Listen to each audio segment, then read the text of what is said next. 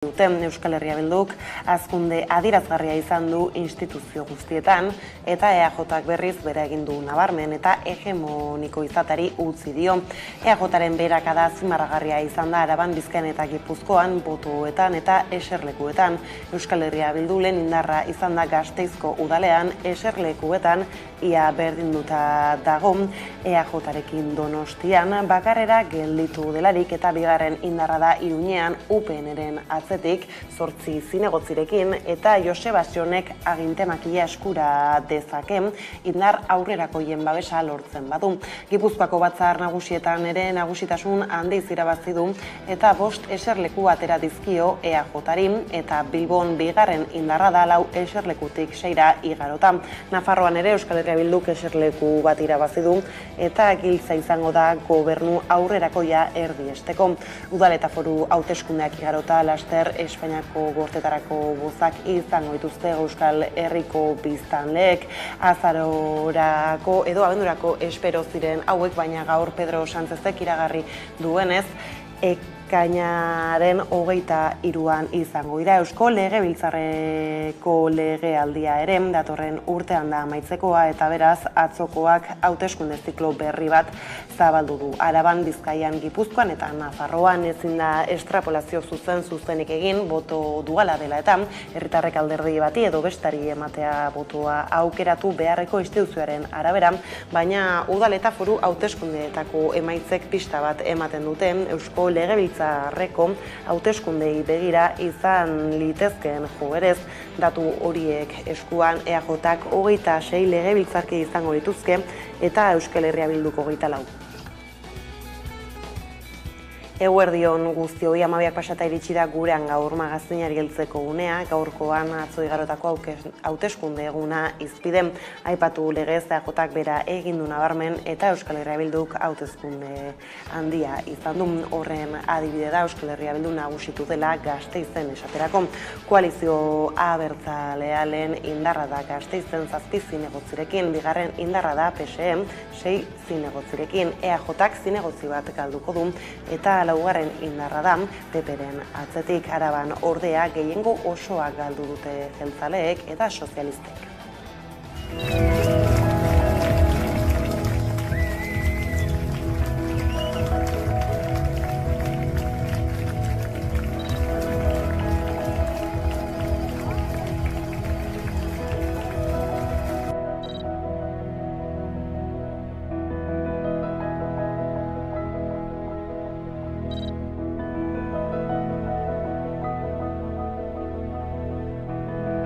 Araba hobetu dugu. Hori da Eusko Alderdi Jeltzalearen kudeaketa. Hori da EAJ eredua.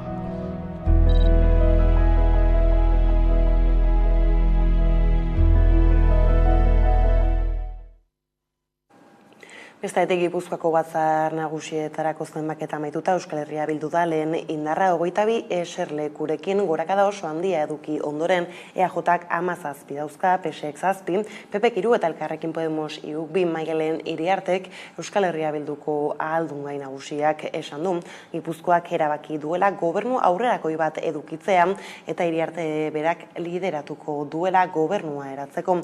Iriarte prest dago beraz negoziazioetan hasteko.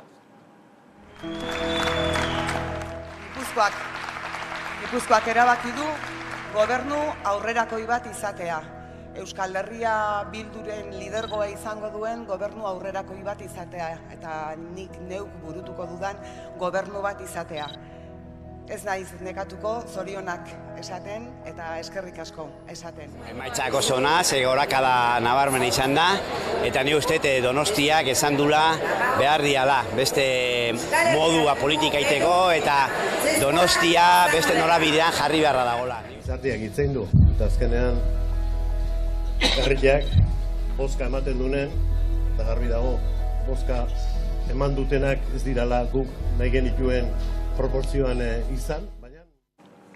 Eta Gipuzkoatik Bizkaira boto guztiak zenbatuta, EAJak 12 zinegotzi izango ditu Bilbon, Euskal Herria Bilduk 6, PSek 5, PPek 4 eta Elkarrekin Podemosek 2. Juan Mari Aburtok alde handiz irabazi du eta PSrekin gobernatzeko gai litzateke biek akordioa berretsiz gero. Edonola ere, EAJak bera egin du Bilbon eta Bizkaiko batzar nagusietan adi.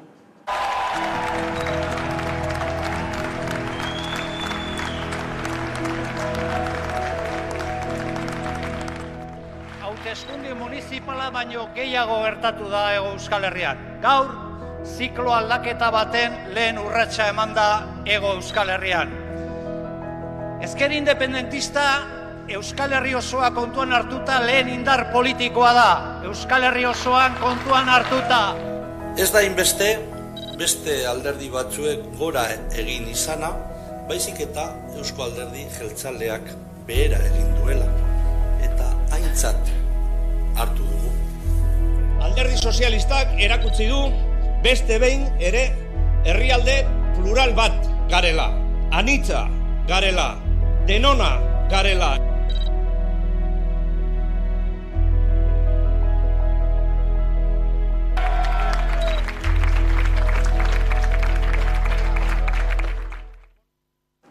Aldiz, ezinezkoa zirudiren Iruñean UPNeri agintea kentzeko lehiatzean, eskuin Espainia zaleari parez pare begiratze hutsa ere, sinesgaitza zen orain dela 4, 8, 12 edo 16 urteko hauteskundetan, bozak aitxe irabaztea ohitura bihurtua zuen UPNek, gainerako indarrak txiki utzita 2015ean ere Joseba Siron alkatetzara iritsi eta UPN oposiziora bidali zuenean, Euskal Herria Bilduk 5 zinegotzi lortu zituen, UPNek berriz 10 ordezkari eta bigarren indarraren botoak halako bi. Aurten inoiz baino gertuago izan du Euskal Herria Bilduk UPNeri aurrea hartzean, lehia oso estua izan baita bi indarren artean, erregionalistek irabazi dituzte bozak eta heldu den lege aldian 9 zinegotzi izango dituzte. Euskal Herria Bilduk aldiz 8 ordezkari lortu ditu Iruñeko udal hauteskundeetan eta lehena izan da indar aurrera zaleen artean.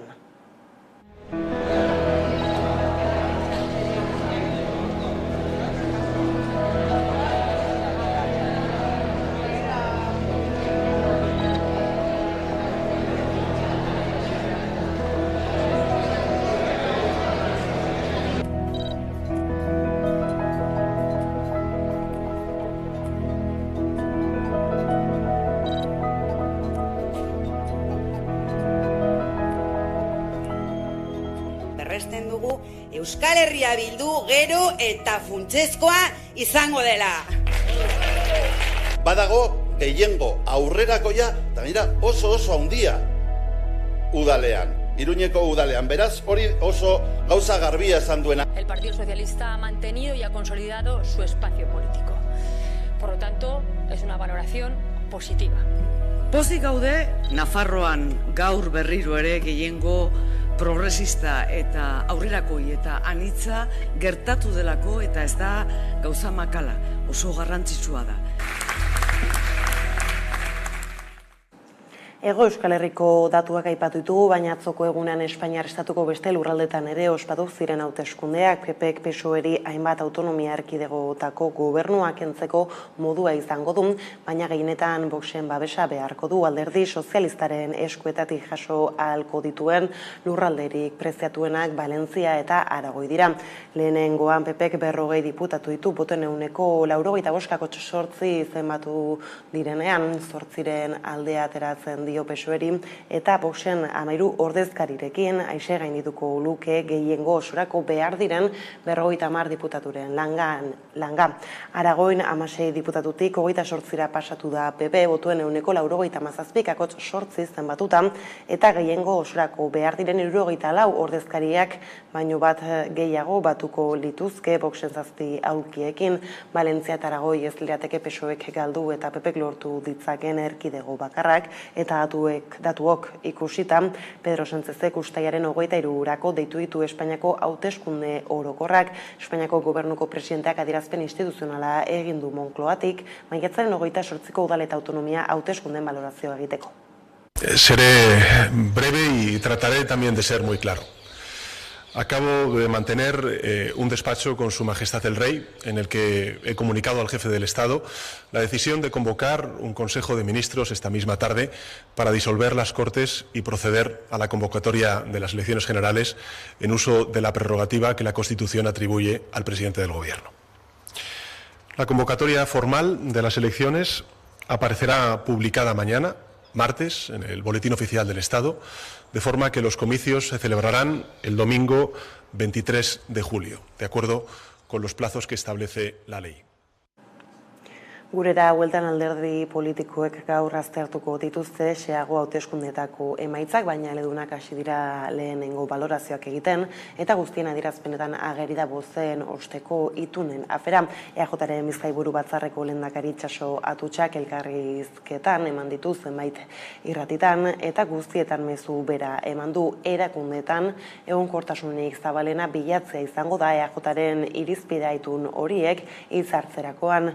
Naiz irratiarekin batera egin zuen atzo 11 telebistak hauteskunde gaueko saioan, analista ezberdinak elkartu genituen, tartean Estitxu Garai Euskal Herriko Unibertsitateko irakasle eta ikerlaria. Entzun dezagun jarraian hauteskundeen emaitzez egindako balorazioa. Hauteskunde ziklo bati ekiten diogula, eta azkenean ikustea joerak nola finkatzen diren funtsezkoa dela, eta EH Bilduk oso indar posizio handi batetik ekiten dio datorren hauteskunde zikloari.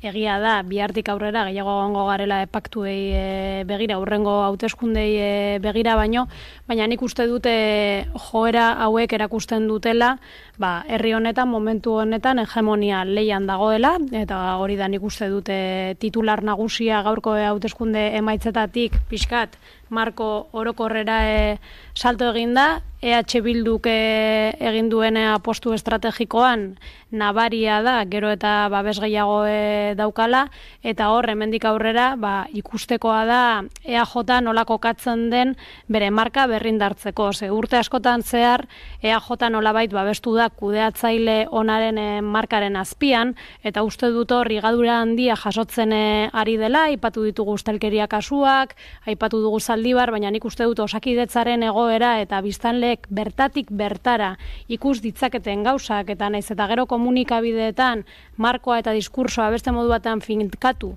jendeak bere eskutik ikus ditzakeenak, horiek noski kalte handia eragiten dutela, ezta?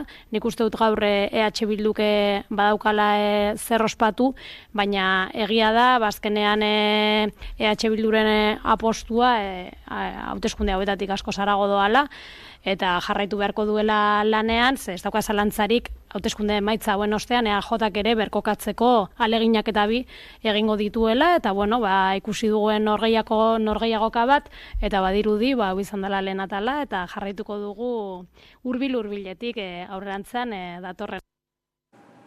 Gaur egun EAJak PSE du bazkide nagusi Eusko Jaurlaritzan, eta itun hori indarrean egonda Arabako, Bizkaiko eta Gipuzkoako gainerako erakundetan ere.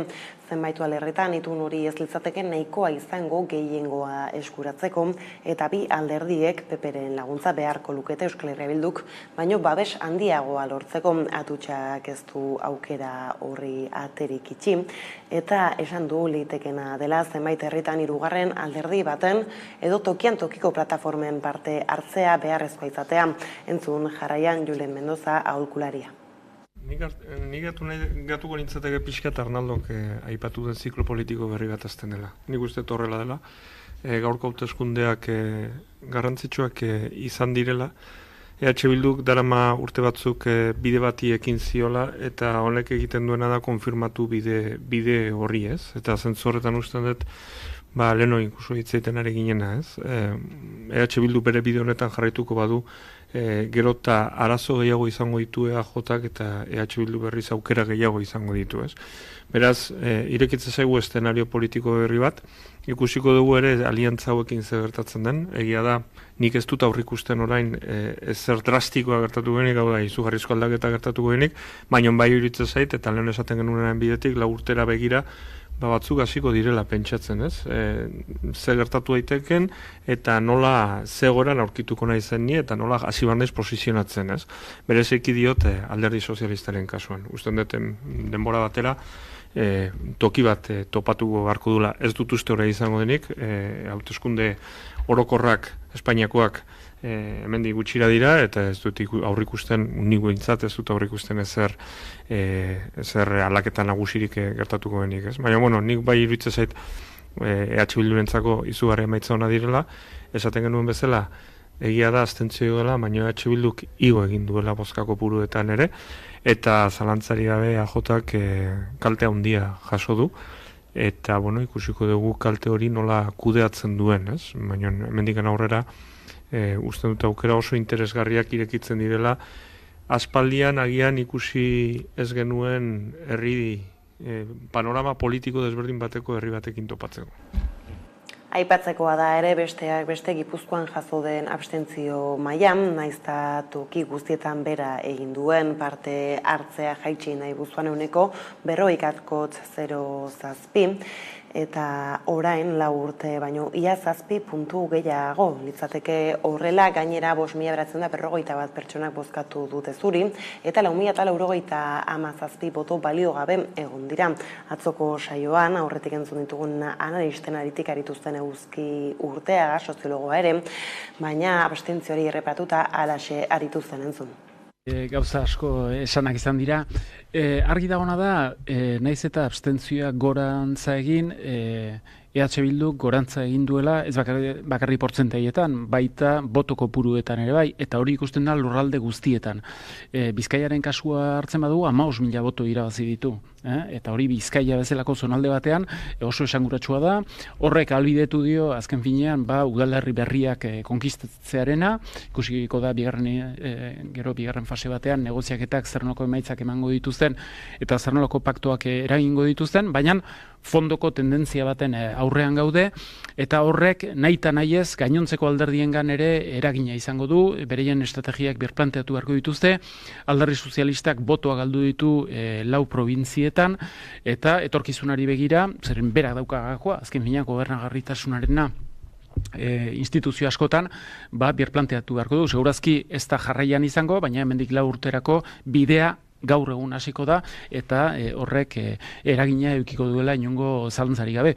EH Bilduren kasuan eta Ezker Abertzaleari dagokionez jarraitu behar du orain arte garatu duen estrategiarekin, eta 3 printzipio dauzka. Bata da zentralitatea bilatzearena, bestea da gestioan eta gobernagarritasunean emaitzak lortzea eremu ezberdinetan, eta 3. da paktoak egiten jakitea, eta hori demostratu du bai Espainiako Kongresuan, bai Nafarroako parlamentuan, bai hainbat udalerritan, eta argi dagona da etorkizun nahiko oparoa aurkezten zaiola Ezker Abertzaleari. Ikusten gabiltzanez hauteskunde gau guztietan legez kontraste gaua izan zen atzoko alderdien egoitzetan Euskal Herria Bilduren poz handia, PSren eta PSNren poz kontrolatua, eta EAJren poz tristean. Euskal Herria Bilduren emaitzak oso onak dira, hauteskunde mapaia osoan gura egiten segitzen du. Ez du zigorrik jaso Espainiako gobernuari lege garrantzitsu gehienak aurrera ateratzen laguntzagatik, eta batzuk alderantziz egin zezan gogotik saiatu arren, etorkizuna zitz egin duelako eta ez iragana Iñaki Altuna naizeko zuzendaria. Kontuan hartu behar da lehenik eta behin, hautez ziklo bat hasten dela orain. Denbora batez eta nola hasten diren zikloak importantea da ze tendentzia, ze norabide izango den dena. Eta kasu honetan, udal hauteskundetan bozkatuena da, nik izan historia inoiz pasadan, segurunik ez, lehen aldia izango da EH Bildu bozkatuena dena, eta foru hauteskundetan hortxe dabiltza, oso paretsu. Kontuan hartu behar da, orain dela 4 urte, EAJak 120.000 bozkatatzen ziola foru hauteskundetan eta Nafarroa kontu barne hartuta, eta udal hauteskundetan 60.000 bozka atatzen zizkiola aldea. Alde hori erabat gutxitu dala, ez gutxitu ez ere zean gelditu dala. Eta, kontuan hartu behar dabe, politikoki, pixka bat, hauteskunde izan dute norgehiago garen kutsu hori, ez? Eta batez ere gainean ikuste dut, gehiago Ortuzarrek planteatu dula horrela, EH Bildu baino. seguruna ere bazekelako zerbait bazetorrela, ez? Eta horrei aurre egiteko, ez? Eta nik uste, horren ondorio da EH Bildu mapa politikoari dagokionez, indartzen duela bere pisua nabarmen, eta momentu funtsesko batean, dala hauteskunde ziklo berri baten aurrean, ez? Eta hori da nik uste nabarmentzekoa, kontuan hartuta, Gipuzkoan aspaldiko partez lehen indarra izatea, foru hauteskundetan, eta hiriburutan, Gasteizkoa, ez dakit ez, baina pixkate urte batzu dauzkagu, guatzen baldin maia zertzen Gasteiz goen dela 30 urte, atera kontuk, ez? Tendentzi nik uste hori importantea dara bai, ez?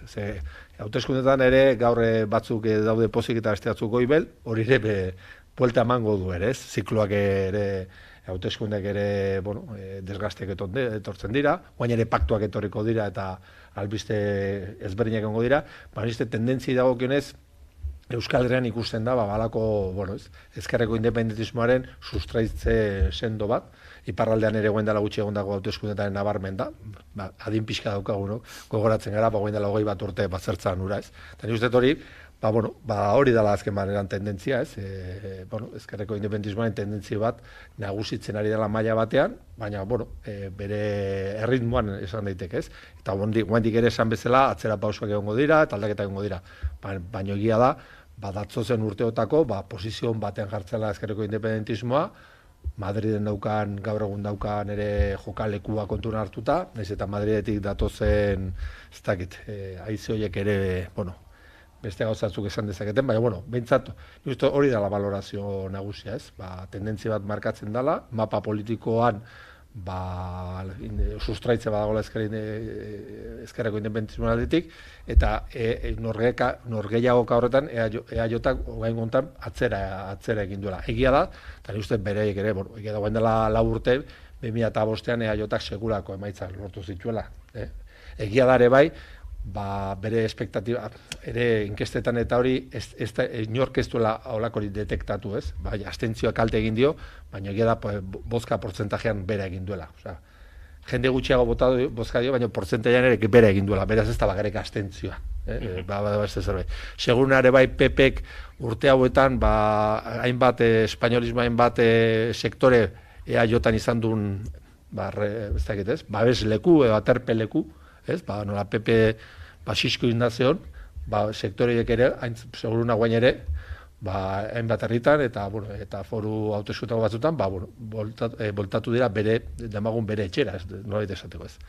Dena da, tendentziak dira nik uste, baina tendentzia horiek erakusten dute, baudela bindar nagusi Euskal Herrian, Alderdi Sozialistan nik uste ere maila batean, egia da, ez da, baina nik uste beldur gehiago ziola emaitzei pasadana baino, eta nik uste panorama hola gelditu dela, ez? Bi indar nagusi, leheno bezala, egia da, oso paretsu daudela gaur egun EAJ eta EH Bildu, hauteskunde ziklo berri bati ekiteko orduan, gero-gerokoak. Gaurko magazin hauteskundetan zentratuta egonda ere, asteburuan jasotako bestelako albistegi ere erreparatzeko bada tarte laburra, eta beste kontu batzuei bide eman baino lehen, kirolei helduko diegu jarraian, Urkiri kirol kazetaria dugu kameraren beste aldean, eguerdion, Kaixo, eguerdion.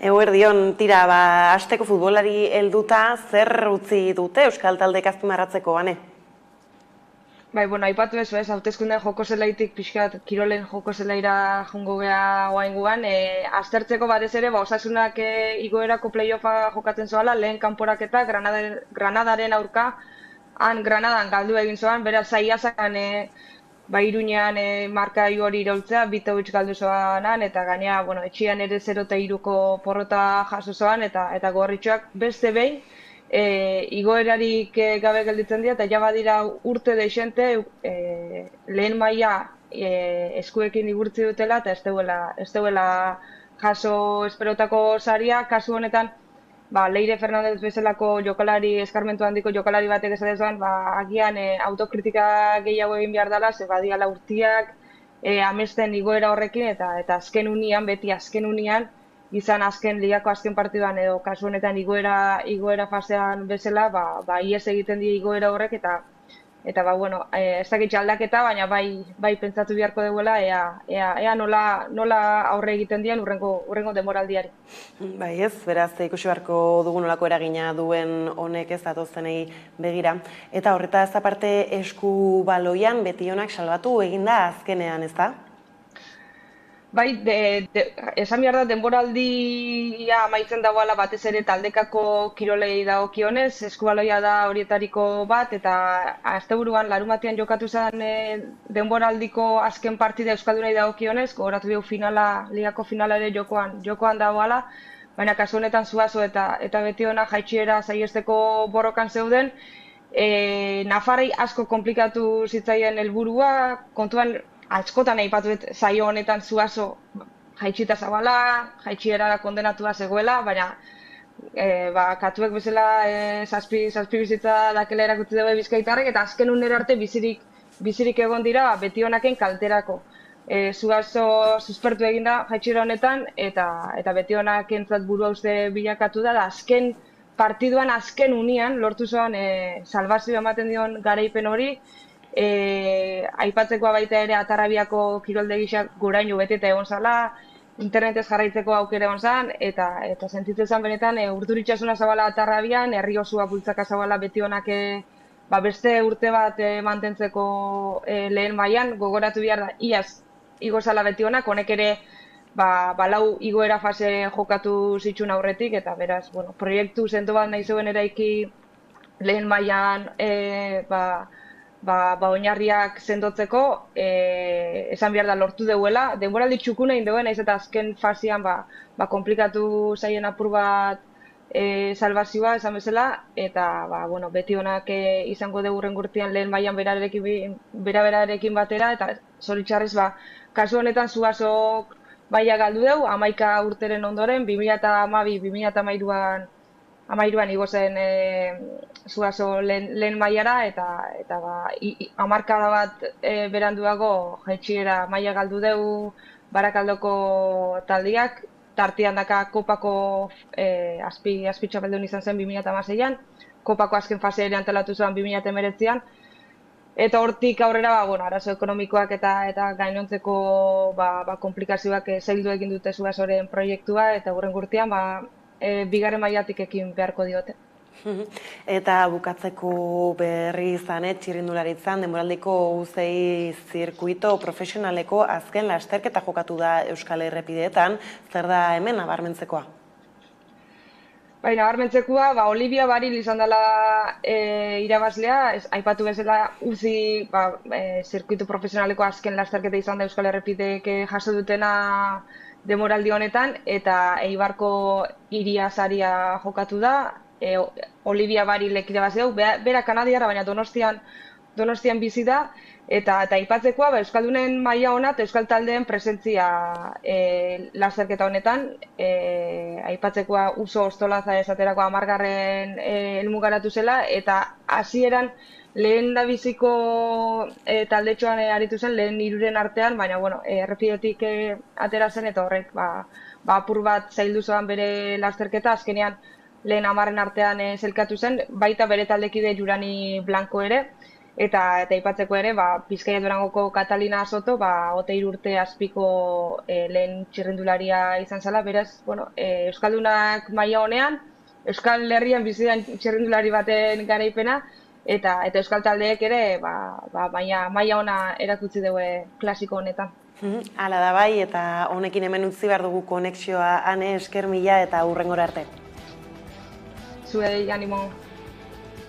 Eta honekin iritsi da gurean gaur magazinaren lehen atalaren amaiera eguneko elkarrizketa nagusiari heltzeko. Aipatu bezala hauteskunde egunaren analisia egitea egokitzen zaigun, eta horretarako Jonan Sa izango da gaur gurekin laster arte.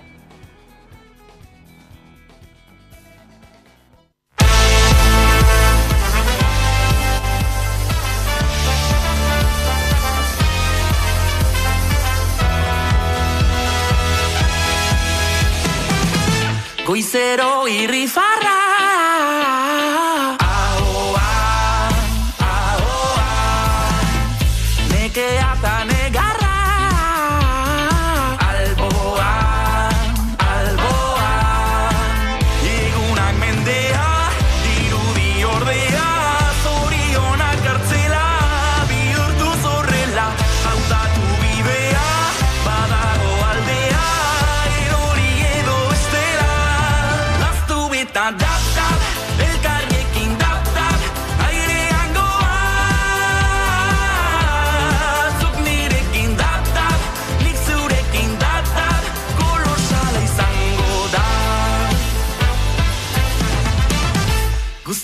horiek erantzuna. Ahoan, ahoan, baina nire itzala. Alboan, alboan, egunak mendea, dirudi ordea, zorionak kartzela, bihurtu zorrela, hautatu bidea, badago aldea, erori edo bestela. Naztu eta dap-dap, elkarrekin dap-dap, airean goaz. Zuk nirekin dap-dap, nik zurekin dap-dap, kolosala izango da. Naztu eta dap-dap, elkarrekin dap-dap, airean goaz. Zuk nirekin dap-dap, nik zurekin dap-dap, kolosala izango da.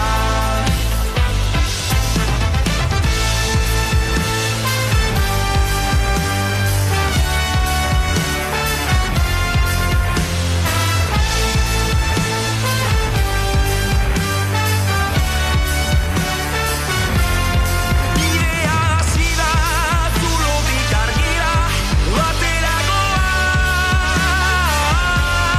Goruntza begira, eutsi eta tira, erori bestela.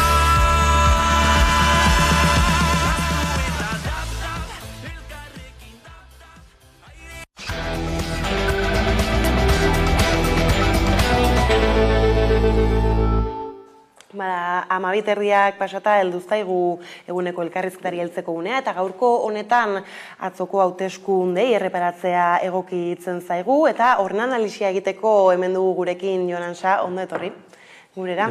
Eta tira ez, albiste nagusia bada nola Euskal Herria Bildu bozketan gailendu egin zaion EAJ-ari, titular horrekin adoz eta horixe da hauteskunde hauetako titularra. Hauteskundetakoa, bai, ez da. Nik uste dut, titular bezala nik esango nukena dela, aldatzen ari den herri bat, aldatzen ari den gizarte bat, eta uste dut, hauteskunde emaitza direla izebergaren punta. Nik uste dut badagoela, iaia euskal geografia osoan zeren. Euskal Herria Bilduren garaipena geografikoa eta territoriala ere bada. Euskal Herria Bilduk irabazi du Oionen, irabazi du Galdakaon, irabazi du Bakion, irabazi du Gasteizen, irabazi du Errenterian, irabazi du Tafallan, adibidez, irabazi du oso geografia zabal batean, ezta? Eta hor badago nolabaiteko belaunaldi bat, aurrerakoia dena, euskal hiztuna dena edo euskal hiztuna izan nahi duena, politikak ezkerretik ulertzen dituena, nazio sentimentua badaukana, gehiago gutxiago, iruditzen zait Euskal Herria, edo Euskal Herrian zati handi bat, bentzak gizartean zati handi bat, bide horretan doala, ezta? Eta kudeaketa eredu bat, pixka bat PNV-ek eta Alderdi Sozialistak batera, batez ere PNV-ek daukana zera, kudeaketa eredu oso bat nolabait aldatzearen alde dagoela. Eta iruditzen zait, hauteskundeak beste pauso bat eman dutela, aldaketa geldo, baina seguru horren bidean, ezta? Eta ikusten dugu Euskal Herriko mapa hori ez, koloretan ageri zaigunean ez, nolako aldaketa, horixe, agian esaten duzunearen hildotik ez, territoriala ere eman den, eta horixe ez, mapa aldatu eginda, mapa politiko aldatu eginda, zer gertatu zaioa EAJ-ari edo? EAJ-ak begira, 2020ko uztailaren 12an, hauteskunde autonomikoetan, EAJ galdu zituen 50.000 boto. Eta momentu hartan, klaro, 50.000 boto galdu zituen, baina parlamentari berriak lortu zituen, eta geratu zen pixka difuminatuta, ezta? Baina 50.000 boto galdu zituen. Eta aldi berean Euskal Herria Bilduk botoak irabazi zituen. Orduan, hori esan egin hori joera bat da, pandemia egoera batean gertatu den zerbait da, hor gelditu zen, ezta? Kontua da, pandemia garaitik ona, beste bat gauza gertatu direla, kudeaketari lotuak, baina gauzak egiteko modu bati lotuak ere, ezta? Eta nolabait, Eusko Alderdi Jeltzaleak osakidetzan, beste gai askotan gauzak egiteko daukan modu horrek, momentu honetan sortzen du ezin egon bat, gizartearen sektore gero eta handiago batzuetan, ezta?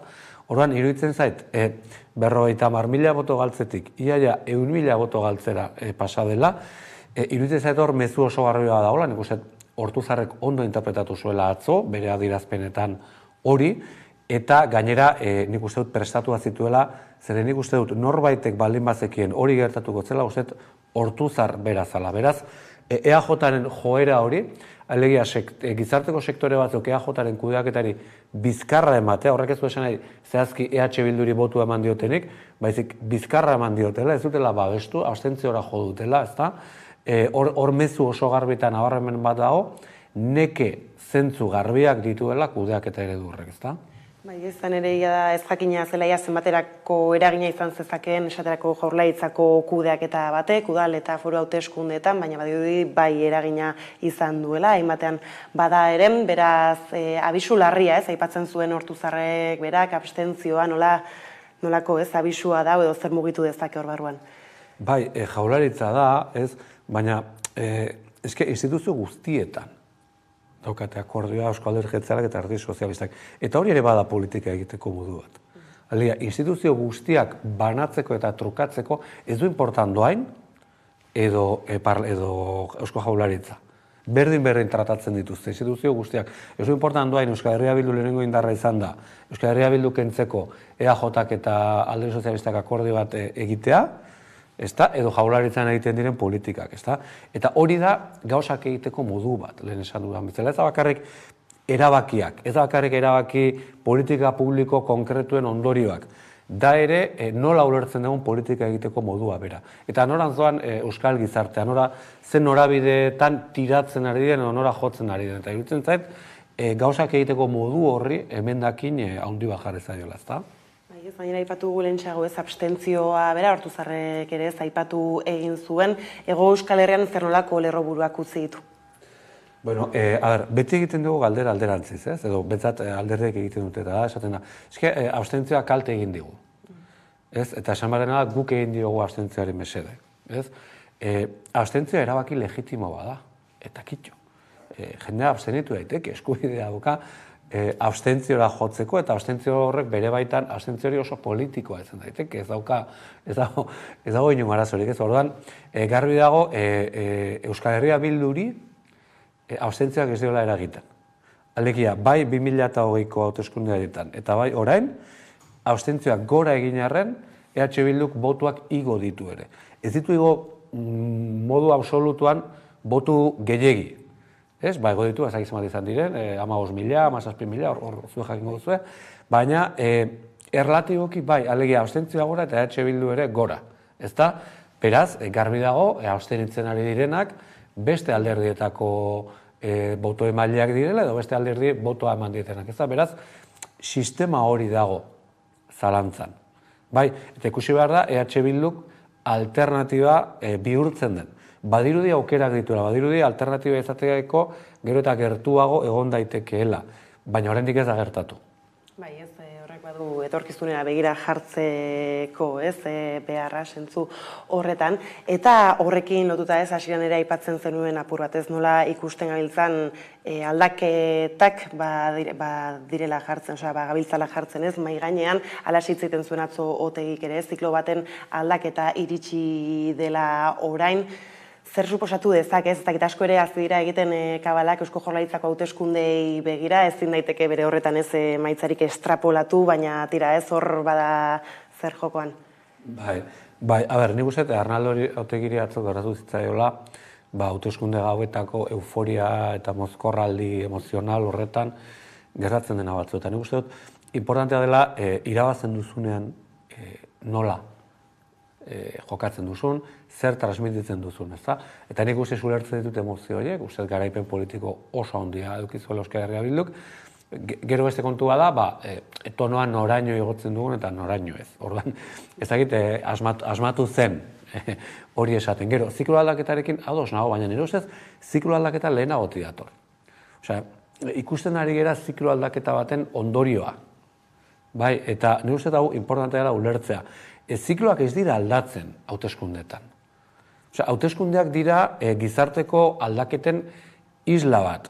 Eta gainera, eta ez beti esan dut, isla hori etortzen da, agian ez momentuan. Nik uste dut, hauteskunde emaitza moz gelditzen direla. Moz gelditzen dira, benetan, nik uste dut gizartean dagoen ezinegona edo dagoen ikuspegia, oraindik ere ez dago guztiz islatua sistema politikoan. Oran, ziklo aldaketa hori, ja lehendik datorrena, ondoen ulertzen duen alderdi politikoak edo indar politikoak etorkizuna irabazita dauka. Eta uste dut hori zanetekela EH Bildu, momentu horretan EH Bildu dagoelako ondoen posizionatua, baina besteak ere ez dira lo geldituko eta saiatuko dira gako berri horietara egokitzen. Bestelako foku txiki bat ere PPren gainean egon daitekela esan genezake ez, eta nire emaitzak hobetu egin ditu bere horretan orokorrean, eta badute hainbat lekutan giltza ez, EAJ-ari gobernuak eman, ala ez temateko? Bai, Alderdi Popularra atzo arte euskal sistema politikotik kanpo zegoen. Atzo sartu egin zen euskal sistema politikoan berriro, sartu egin zen. Eta horrek arazo handia sortzen dizkio batez ere Euskal Alderdi Jeltzaleari, baita Alderdi Sozialistari ere, baina Alderdi Sozialista joko gehiago dauka. Hemen ze gertatu daiteke, hauteskunde daude uztailaren 23an, bai, Espainian, eta claro, hortik ateratzen denak, momentu batean Euskal Alderdi Jeltzaleak gaitasun eduki dezakelako Alderdi Popularrarekin akordioak egiteko Madrilen, iraganean egin izan dituen bezala. Baina hori egiten baldin badu, Alderdi Sozialistarekin hemen dituen akordioak guztiz zalantzan geldituko zaizkio. Eta hori baino lehenago, Espainiako hauteskunde kanpaina baten erdian, erabaki behar du Alderdi Popularraren babesak jaso nahi dituen Durangon, adibidez, edo Gipuzkoako Foru Aldundian adibidez. Eta iruditzen zait osataka estua jartzen duela, eta Alderdi Popularra noski Euskal Herrian gozatzen ari da politikoki, zeren oso posizio erosoan eta atseginean kokatu da, ezta? Bai, ez ikusi beharko dugu beraz, EAJak zer nolako, ez da giden boterea itzaz, zer nolako protagonismoa eman gura dionez, izan ere hor titularrak izan daitezkez nola PPri esker irabazten dituen, hainbat erakunde PNV-ek eta ez dakit hori zenbat erainoko kaltea egin aldion. Hor, badakiguna da, erabaki ekartzen dituzten momentuan, Alderdi Sozialistak eta Alderdi Popularrak edukiko duten lehentasuna izango dela uztailean 23ko hauteskunde erronka. Orduan, horren arabera hartuko dituzte erabakiak euskal instituzioetako aliantze begira. Eta EAJaren lehentasuna izango da udaberriko hauteskunde autonomikoak. Beraz, bi lehentasun horietatik abiatuta hartuko dituzte aliantza erabakiak. Esan dugu lehen agian Otegi berotu zela pixkat, agian Egibar ere. Esan zuenean, aurkeztu egingo zela Euskal Alderdi Jeltzalea Gipuzkoako Foru Aldundia eramatera, baina jakinda zer datorren, ze egutegi elektoral datorren ondoren, nik ez dakit erabaki prudenten izango litzaken Euskal Alderdi Jeltzalearen aldetik. Ez gainera izan daiteke ere garaia EAJak espeserekin dituen aliantza horiek birplanteatzeko edo agian ez, ikusten gabiltza nola, dagoeneko ez dion ematen beti ez, formula horrekin gobernatzeko. Bai, kontua ze alternatiba ditu. Claro, EAJak eraiki du aliantza sistema sendo bat, Eusko Autonomia Erkidegoan, baina aliantza sistema horrek ahuldadeak erakusten dituen momentuan, EAJ alternatiba gutxirekin gelditzen da. Esan nahi dut. Noski Euskal Alderdi Jeltzaleak jarraitu nahiko duela Alderdi Sozialistaren kindaukan aliantza horretan beste alternatibarik ez daukalako. Hemen galdera da, Alderdi Sozialistak jarraitu nahi du, alegia jarraitu nahi du hori akordio orokor bezala ulertzen, edo erabili nahi du hauteskundeek eman dioten zentralidadea. Zeren egia da, Eneka Andueza izan zen beste euforiko, testosteronikoietako bat atzu, ez da, oso euforiko atera zen. Baina egia da, Alderdi Sozialistak zentralidade politikoa dauka. Alderdi Sozialistaren eskuetan egon daiteke, urrengo Bizkaiko Foru diputatu nagusia Iker Casanova izatea. Adibidez. Euskal Alderdi Sozialistaren eskutan egon daitezke gauza pila bat, eta momentu batean Gasteizko udala da Alderdi Sozialistak lortu dezaken instituziorik handiena, eta hor daukan, badirudi daukan aukera bakarra dela PPrekin eta EAJarekin lortzea, ikusiko dugu hori nola eskontzen den uztailaren 23ko hauteskunde kanpaina baten erdian, PP-rekin batera. Ez da, badago beste aukera bat, eta da, Euskal Herria Bilduk, Alderdi Sozialistak eta Podemosek gazetzen akordio bat egitea. Eta gian akordio horren emaitza izan daiteke Alderdi Sozialistako alkatea. Ez da, hau guztiz improbablea da, ez dut nahi, inor pentsatzea hori gertatuko denik. Orain, posibilidadea aritmetiko hori badagoela, bai, eta Alderdi Sozialistak berak ere erabaki beharko du ezu. Ni jokatu nahi dut ditudan kartekin, edo jarraituko dut Euskal Alderdi Jeltzalearen babespean, nolabait bigarren zera indarra esaten bere akordio guztietan, ez da? Bai, ez, pilotagian EAJaren gainean egon baino, ez, berreskuratu dezakete, edalako zerbait, eta tira, ez, aipatu gulen tarteka nola gaur bertan egin duen iragarpena Pedro Sánchezek, ez, estatuko hauteskundak uztailaren 23ra aurreratzekoak ikusitu, ez, nolako emaitzak izan diren, ez, Espainiako estatuko bestelako lurraldeetan, zer uzten du agerian, ez, aurrerapen honek? Bai, nik uste dut, Pedro Sánchezek arrakasta edukitzeko aukerak gaur dira 10%. Hor dago realitatea. Gero, maniobra izugarri askar egin du beti bezala, ekimen politikoa hartu du berehala beti egiten duen bezala, zentzu horretan, iruditzen zait, Pedro Sánchez oso asko gutxietsi izan degula, iruditzen zait oso politiko inteligente eta oso ondo manejatzen ari den politikari badela, beste gauza bada epe luzerako estrategiari daukan, nik uste dut ez, baina motzean oso ondo mugitzen da. Nere iritzia da, hau hain azkar egin izanak adierazten dola berak lehenagotik ja hau pentsatuta zokala.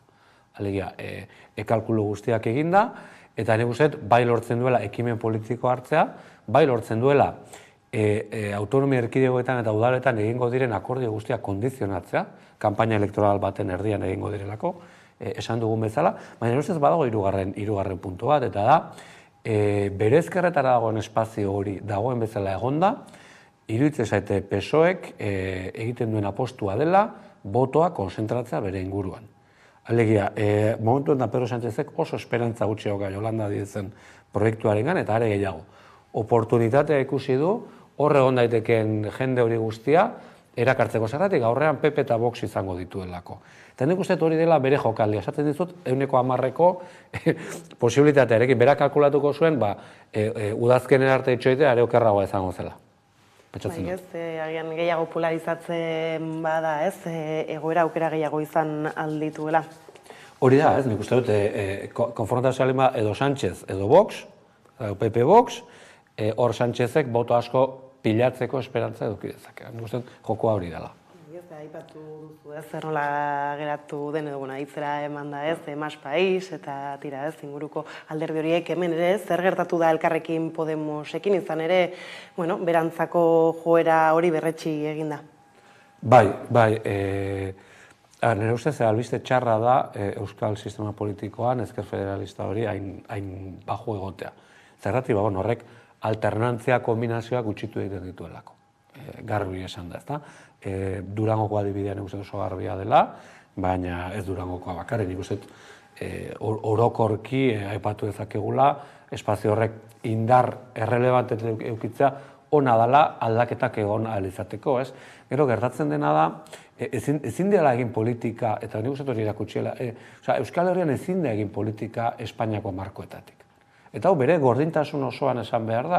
Eta nik uste dut, Elkarrekin Podemosek azken bi urte hauetan, daramala politika egiten Espainiar begirada batekin. Eta oso gogorra horrela, zetan eske horrela da. Zentratzen dituzena zure mezuak ikastolen kontra, euskeraren perfilen kontra, eta esan nahi dut, eukidezakezu jende bat horrekin adoz dagoena, zilegia da ideologikoki horri kritika bat egitea eta beste bide batzuk planteatzea, baina egin duten modua, horrek adierazten du ez direla hemengo errealitatetik pentsatzen ari politika. Eta horrek ezin du emaitza honek eman Euskal Herrian. Hausnarketa hortik egin behar da. Gero egia da, estatu mailan, emaitza txarrak izan direla oroar, beraz, logikoa zan hemen ere beherakada hori edukitzea, ezta?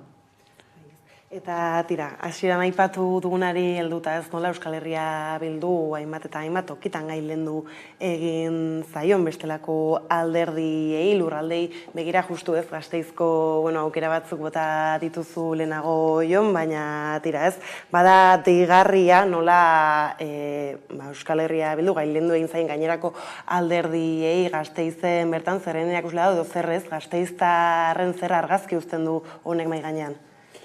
Bueno, nik uste dut, eraldaketa aipatu dugu lehen, eta aldaketa, ditzen Gasteiz adibide perfektua dela, ezta? Gasteizen ze aldaketak eman diren azken hamarkadetan, denbora daramago esaten, nik uste dut 2011an Bilduk sekulako kolpea eman zuela Gasteizen, 6 zinegotzi atera zituela, eta hori kontsolidatzen joan den errealitate bat izan da.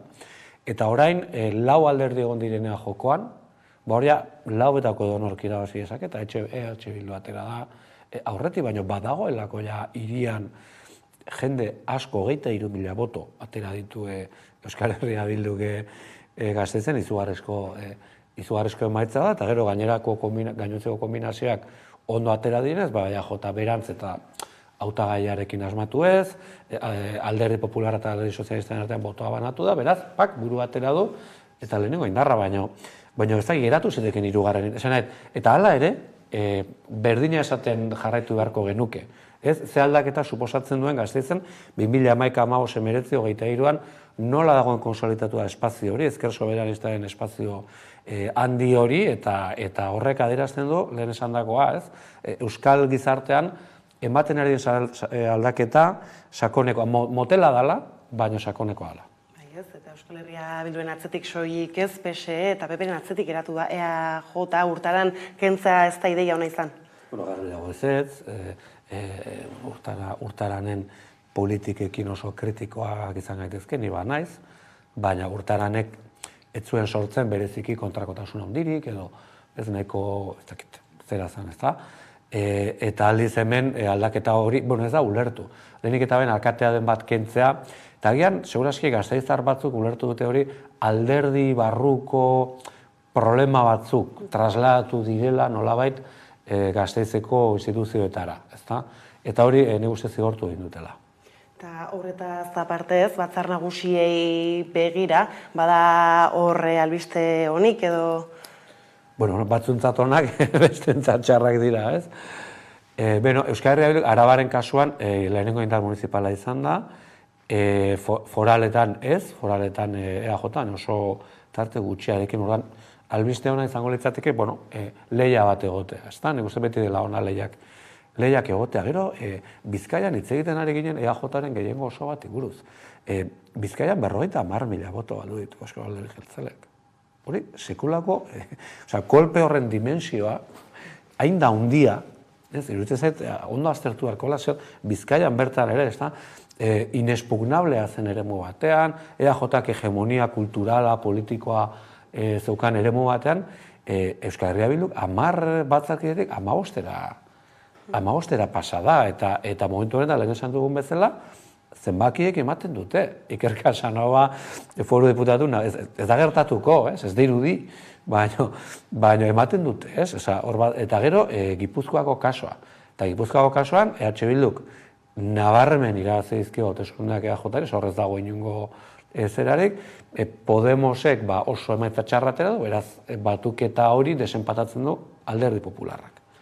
Eta Alderdi Popularrak Gipuzkoan, EAJ, diputatu nagusi jartzea EH Bildurekiko alde handiz atzean geratu denean EAJ, iruditzen zait, Joseba Egibarrek ondo pentsatu beharko dituela atzo entzituen adierazpenak.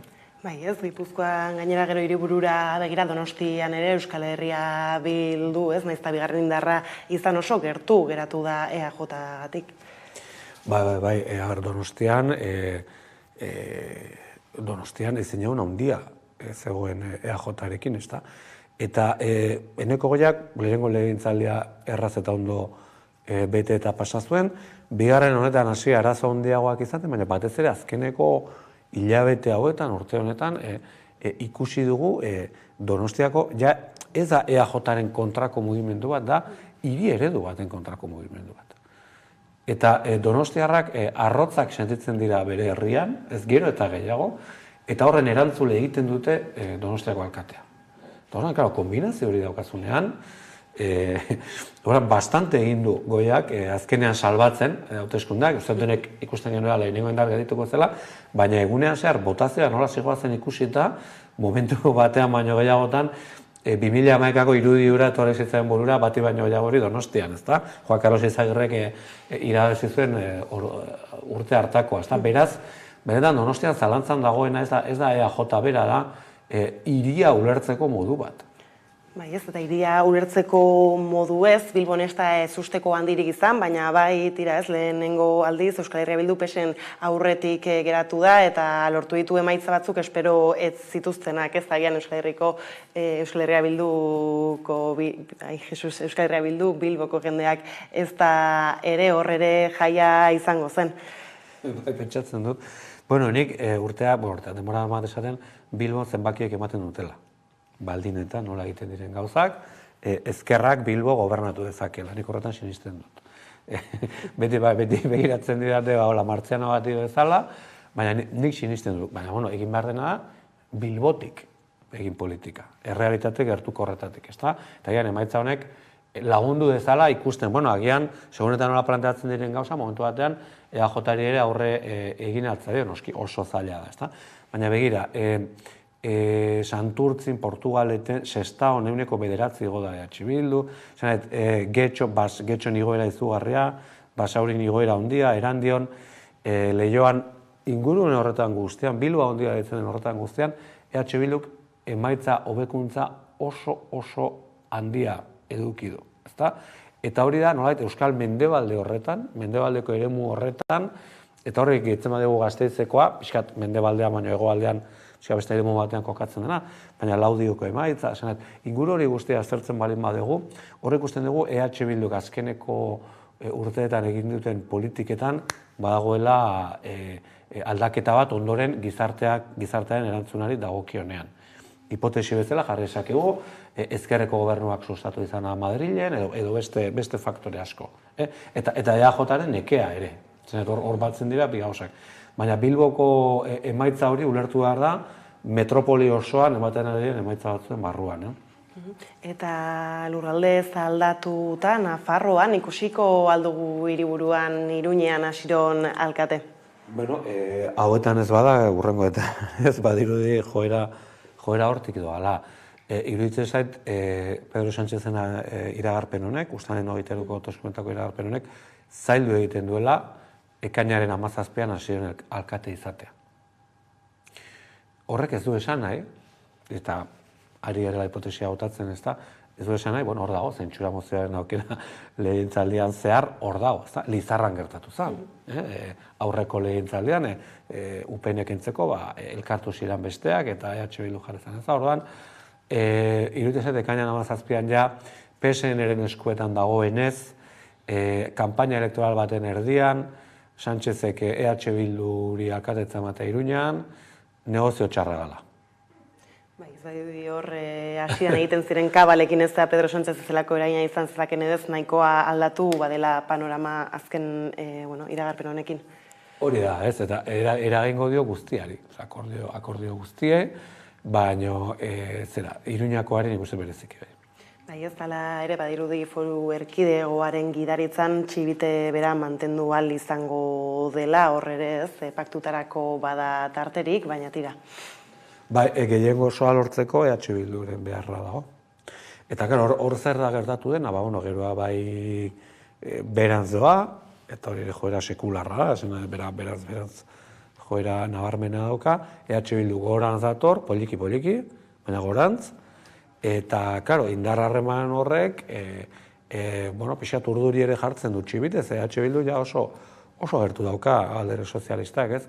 Dena, txibite berak aipatu duen bezala, Navarra Suma osatzen zuten alderdiak jetxi egin dira, ez, beraz, eredu hori, alegia PSN-eren eredu hori, gobernantza eredu hori, azkenean politikoki indartuta atera dela Nafarroan, EH Bilduren babesa edukitzearekin ez da ezer erori, Nafarroak hor jarraitzen du, Alderdi Sozialistak hor jarraitzen du, milaka boto gutxi batzu galdu dituzte, baina guztiz bideragarria da Txibiteren proiektua, ez da? Bai, ez justu Espainiara begira ere ez esaten zen agian Euskal Herria Bilduk bultzatutako akordio horiek kalte egin al ziela gero atzoko hauteskundeetan, baina ikusi da hori horrela ez dela izan, eta tira orain iaia espero gabe edo eta beste batzuk agian esperota berriz ere ez, kanpainan sartu gara Pedro Sánchezen gaurko iragarpenarekin, zer nolako aurreikuspenak egin alditugu, datorrenari begira, joerak edo ez dakinik. Bai, azteko, ulertu behar da, Alderdi Sozialistak boto batzu galdu dituela, uste 100.000 bat boto galdu dituela, hauteskunde municipaletan, ez da ikaragarrizko ekatomea, ikusi eta 2009 Sánchez oso goian zegoela, eta zeuden zerak, baina Voxek igoera handia izan du, Alderdi Popular asko sendotu da, iruditzen zait, joerak momentu honetan hor daudela, ez da? Aurreikuspenak lehen esan dudana, ez lehen uste, Sánchezen aukerak momentu honetan txikiak dira, baina dituen aukera guztiak pasatzen dira, boto konzentrazio bat egitetik, Alderdi Popularraren nolabait irabazi oso gertu egotetik, eta gero, babes batzuk lortzea, babes periferiko batzuk, gehiengo oso bati begira, baina Sánchezetik ezkerrera dagoen eremua, eta igual fallatu egiten eta aurreikuspenean, ikusten da txikituta. Mas Madridek galdu ditu sekulako boto pila, bai, ezeran udala hauteskundeetan, hauteskunde autonomikoetan Madrilen mantendu dira Alderdi Sozialistan aldetik, baina ez dute inongo aurrera pausurik eman, nahiz eta Podemos erori egin den. Orduan, espazio horrek osotasunean indarra handia galdu du. Iruditzen zait, hor dago oso gogorra daukala Pedro Sánchezek, baina ausarta da, ausardiaz jokatzen du, eta ikusiko du, nik uste daukan guztia hor dago bat bota du, eta nik hiltzat ezin da eman, sauneko 10-eko bizitzari aitortu hartzaio eta ikusiko dugu. Bai, ez, beraz, esan duzu bezala ikusi beharko dugu, beraz, ziurrenik ez hartuko dugu tartea, beste alditan ontaz hitz egiteko, mi esker Jon gaur gurekin izatearren, eta orain jarraian eguneko solasaldiarekin bueltatuko gara. Laster arte.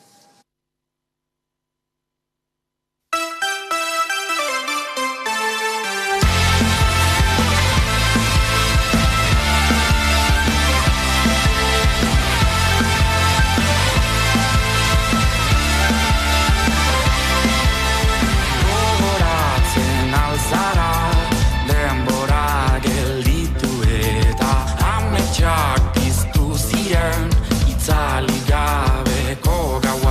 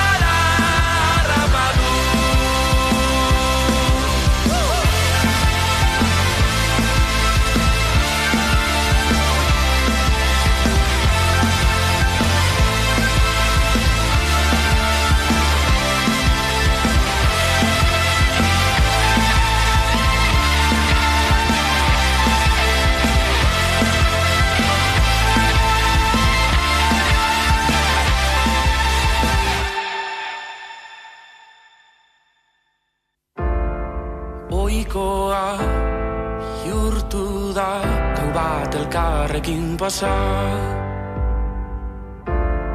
Mezu bat bidaltzea hortik bi egunetara. Ta bai badut zer esan sarez kanpo nagonean. Ta bai banaiz zer izan biok batera esnatzean. Noiz bihurtu da maitasuna tabu, eizeak eramaten dituen hitz horietan. Noiz bihurtu da maitasuna tabu, eizeak eramaten dituen hitz horietan. Noiz bihurtu da kafe bat, muxu bat, benetako begirada.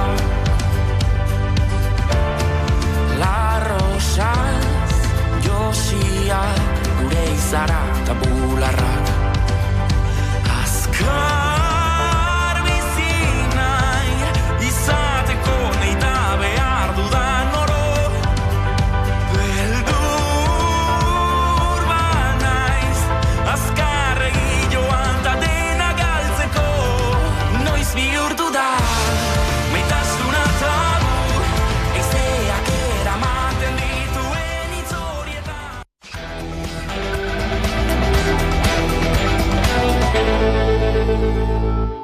Bada ordu bata pasata iritsi daguneko solasaldiari heltzeko unea, eta horretarako hemen ditut albo banatan, Esti Linares eta Carmelo Landa, ondo etorri.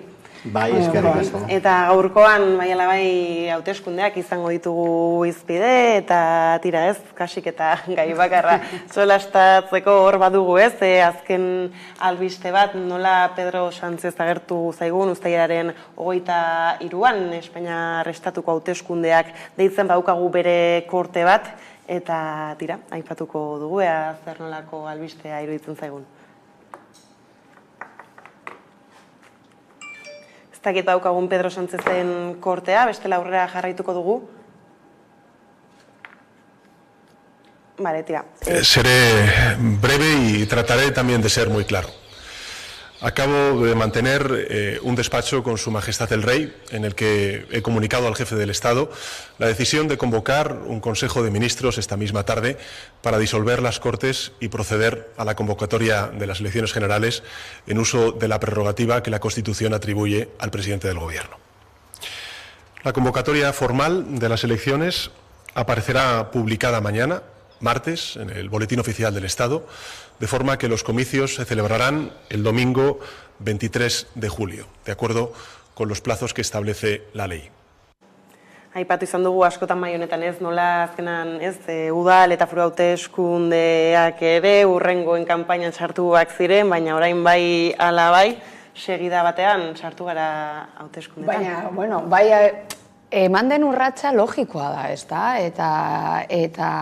Eta ikusita eta azterketa sakon bat egin da, bai gainera egin den urratz askarra izan da, eta dagoen orain justo ikusi egin dugun, ez da nola geratu egin dan mapa, eta zer motatako ondorioak izan ditugun, eman den urratz oso logikoa da. Baina inork uste dut ez ginen, espero gaur justo azdelenean horrelako berri batekin esnatzea, baina urratz oso askarra izan da, estrategikoa eta gainera non ipintzen ari garen orain fokua zen, eta orain fokua gaude, eta justo gaur ginen ez da, eta gu geu gede prestatuta hauteskundei buruz hitz egiteko, zer motatako ondorioak izan ditugun, zer atera egin den, udal bakoitzean, ez da, zer motatako gorakarak, beherakarak egon diren, zer motatako, aldaketak egon diren, baina begira zerekin egazten ari gara. Orduan, ja fokua aldatu egin da, eta daukagu ja fokua beste leku batean. Eta horrek ja eragina deko zuzenean, baita ere diskurtso mailan eta politika gintzan, eta baita ere estrategietan.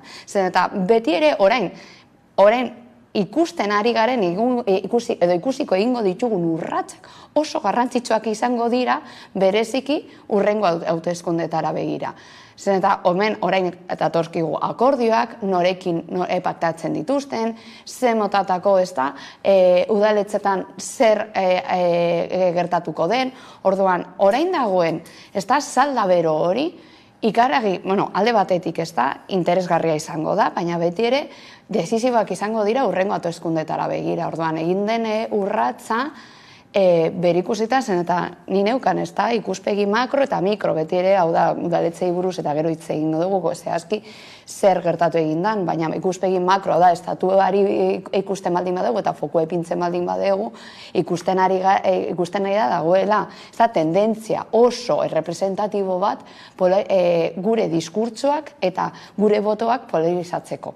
Eta polarizazio horretan, edo ematen da orain urratza, edo polarizazioa areagatu aldezak. Orduan, da momentu konkretu bat, benetan, estrategia desberdinak eta bereziki alderdi batzuetan, zer egiten duten, nola ibiliko egingo den, nola pentsatuko duten, eta benetan, nire buruetan bakarrik dago, ea nola erabaten, edo zen motatako ibilbideak eramango duten, ez dago, ez da hilabete bat, hilabete eta erdi.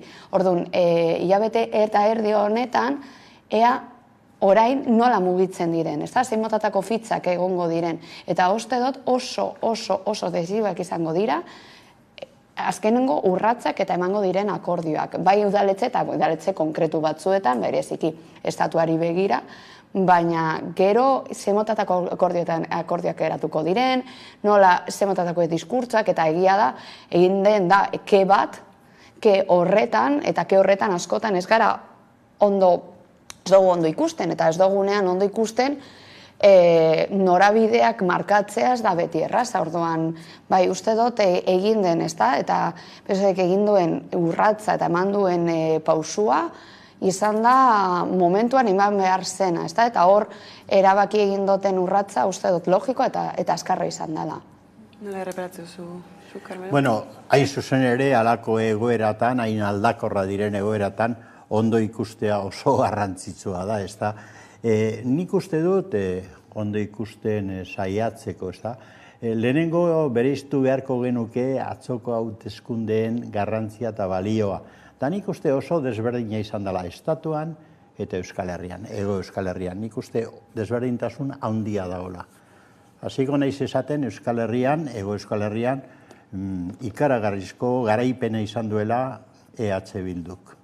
Eta nik uste hori albiste oso importante dela Euskaldunontzat. Ego Euskal Herrian hori oso garrantzitsua da.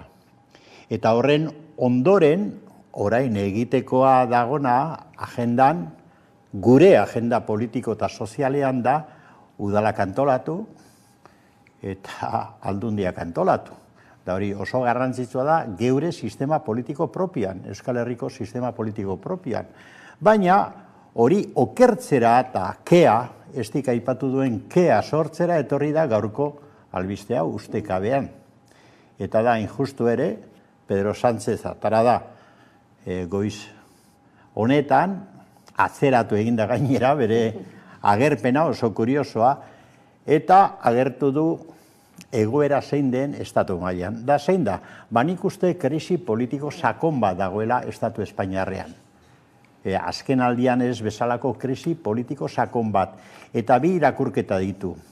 Bata da, PP eta Vox bihurtu direla indar politiko nagusi estatuan. Ez Euskal Herrian, baina bai estatuko hainbat lekutan.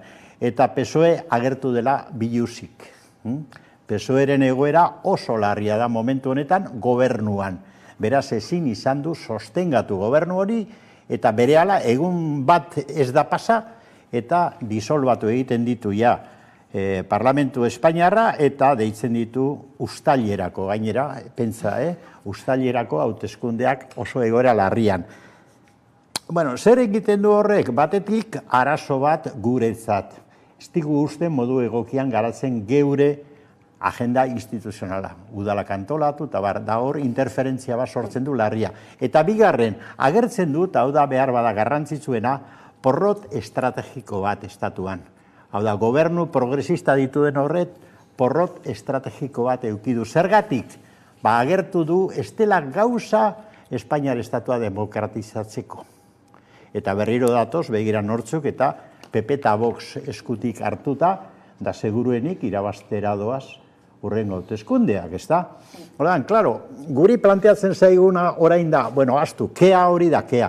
Aztu zuen kontu horiek, eta etorri hautatzera hemen. Edo PSOE nahi duzue, edo PP Vox nahi duzue. Dani dioz, ez. Hori ez da gure autu nagusia, importantena. Guk geure agenda politiko-sozial propioa garatu behar dugu Hego Euskal Herrian. Da orain aukera bitxia eta berezia daukagu. EH Bilduren arrakasta erlatibo, baina arrakasta importanteak, dakar aukera, bueno, ez da tontokeria bat, udal gehienetan esate baterako bestelako gobernuak osatzea. Ez da tontokeria bat, oso serio da. Eta hori, fuera eta, hasi berriro kanpaina bat, eta hautatu orain PSOE edo PP Vox.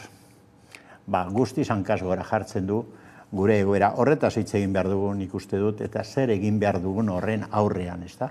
Baina horrengo interbentzio batean agian argituko du. Bai, ez, bainera egia da justu, ez, aipatzen zenuten nola Euskal Herria Bildu gailendu egin zaion bozka kopuruan EAJ-ari, eta egia da, ez, ahulduta agertzen dela baita ere EAJ eta PSE elkarrekin izan duten orain arteko ibilbidea bera, ez, eta egia da EAJ-ak agian estrategia aldatu beharko lukela, baina PSE-ek baita ere, ez, Euskal Herrian izan dezake zer egin EAJ-ari gabe. Bai, hor, eta Carmelo planteatzen zuen mapa argi ikusten da, ez da, bakarrik ikusi behar ditugu, ez da, enbat komunikabideetan oso argi pintzen duten, ez da, mapa hori, eta gara, ez da, Kataluniarekin batera, oasis, bioasis, bai, hor dauz. Ze gertatzen da horregaz, eta da, orain, hilabete eta erdi horretan, eta bereziki nik daukadan sentsazio, estatu mailetik begirata, ez da, ze motatako diskurtsoak erabiltzen duten polarizazio hori erabiltzeko. Eta orain, ez da, daukagun gure goera Euskal Herri mailan oso desberdina dela, eta ikusten da, daukagun pultzada oso desberdina dela estatu mailarekin, oso desberdina. Gaude, beste prozedura gure erlazioetan gertatzen den moduan, ez da, batzuk daukate prozedura bat, eta beste batzuk beste prozedura, eta egia da Euskal Herria eta baita Kataluniaren batera, beste prozedura oso desberdin, beste heldutasun mail batekin, eta gainera bozkaketa nola egin den oso argi, nik uste dut izan den, zein den Euskal Herriaren sentsazioa, pultzada, eta zer dekoten aukera, eta da, ikusten ari garela, zer gertatzen ari den estatuan. Eta nola polarizatzen ari den estatuak. Baina zer gertatuko da?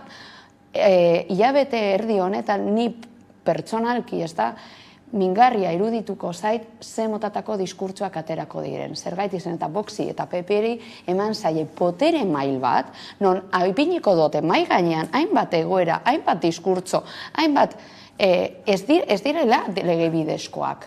Eta ematea horrelako ateak baitare, niri, klaro, eta hori dago, nirekin zuzenki ez da, datorkiedan, ez da, sentsazioa soziologiarekin lotuta, ez da, zer jaten ari den estatuak. Zer gizarteak, zer daukan buruan, zer motatako hori apologia, diskriminazio baitez ere migrantentzako, gure ez da Euskal Herriaren fobia, zen eta dago Euskal Herriaren kontrako fobia, zen eta azkenengo hilabetetan erabili izan den diskurtsoa oso zuzenduta egonda Euskal Herriaren kontra.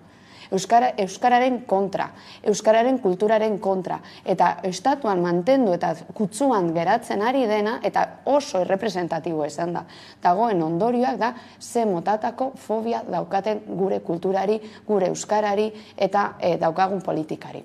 Eta aldiz, Euskal Herriak markatu egin duena da, Euskal Herriarekin lotutako kultura konkretua orduan. Horrek polarizazio oso konkretua ekarriko dau, urrengo hauteskundeak, baina hori erabiltzea bereziki hori ateratzeko zen, eta hori bertatik mantenduko dira, batez ere ultraeskuindarrak bertan mantenduko da, zen eta baliogarria izan zaie.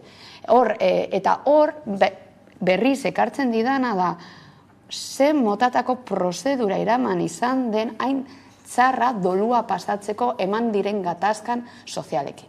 Zen eta hori berrizten baldin bada eta oraindik ere kutsuan geratzen baldin badaira horrelako ideologiak, horrelako pentsamenduak, da dolua eta nola irakatzi izan duten historia, nola irakatzi izan duten eman den prozedurak, ez dugu gauzak ondo egin. Eta polarizazio hau ekartzen ari dena da ultraeskuindarraren poderea, eta hori ez badaz lehenago zaindu berriz aterako da. Gainera, Hego Euskal Herrian ere ez, azken hauteskundetan PP kasik zitzaigun ageri hainbat eta hainbat tokitan, eta esan beharra dago, ez, tokia egin duela hauteskunde hauetan, ez, naizta mapa bestelakoa agertzen zaigun, eta Gipuzkoan eta Durango baten kasuan, ez, PPk izan dezake giltza, ez, gobernuan hori eman, eta horrek ere arriskuak badakartza, eta baita ere, ez, PNV-ren posizionamendu bat eskatzen du honek PP-rekiko.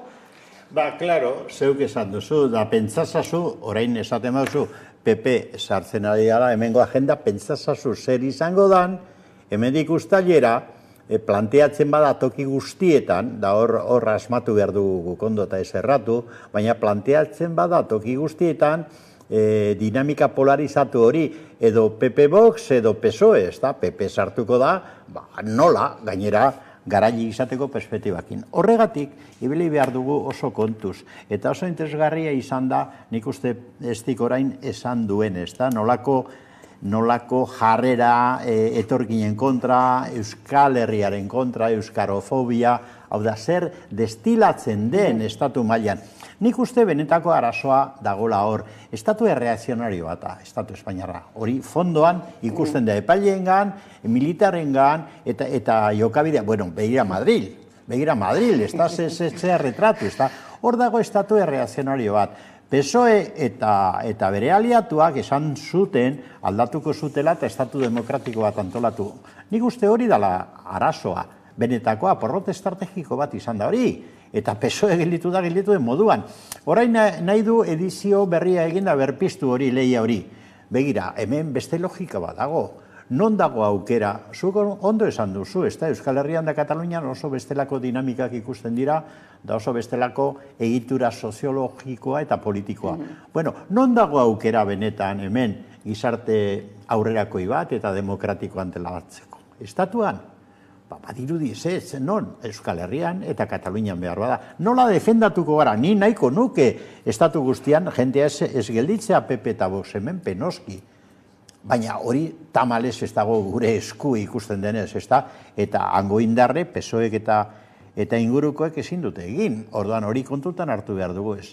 Non egin daiteke realitate bat progresista aurrera begira, nik uste Euskal Herrian. Beste dimensio badaukagu, beste soziologia badaukagu, beste kultura badaukagu, eta behar bada Kataluniaren laguntzaz, ez da? Guk ikusi behar dugu gure aliantza estrategikoa non kokatu. Kokatu behar ditugu Madrilen? Negozio txarra iruditzen zait. Eta gero egin behar dugu beste gauza bat importantea, lortu duguna babestu eta sendotu. Hemen EH Bilduk lortu dituen edo lortzeko bidean dago, egoera politiko berri hori babestu behar da. Nik uste oso notizia hona dela. Baina agenda propioa landu behar dugu. Hau da, zein da Euskal Herriaren agenda politiko propioa? Ez da Sánchezen menpe egotea, eta are gutxiago PPren menpe egotea. Agenda politiko propioa esan nahi du sendotu behar dugu Euskal Herria.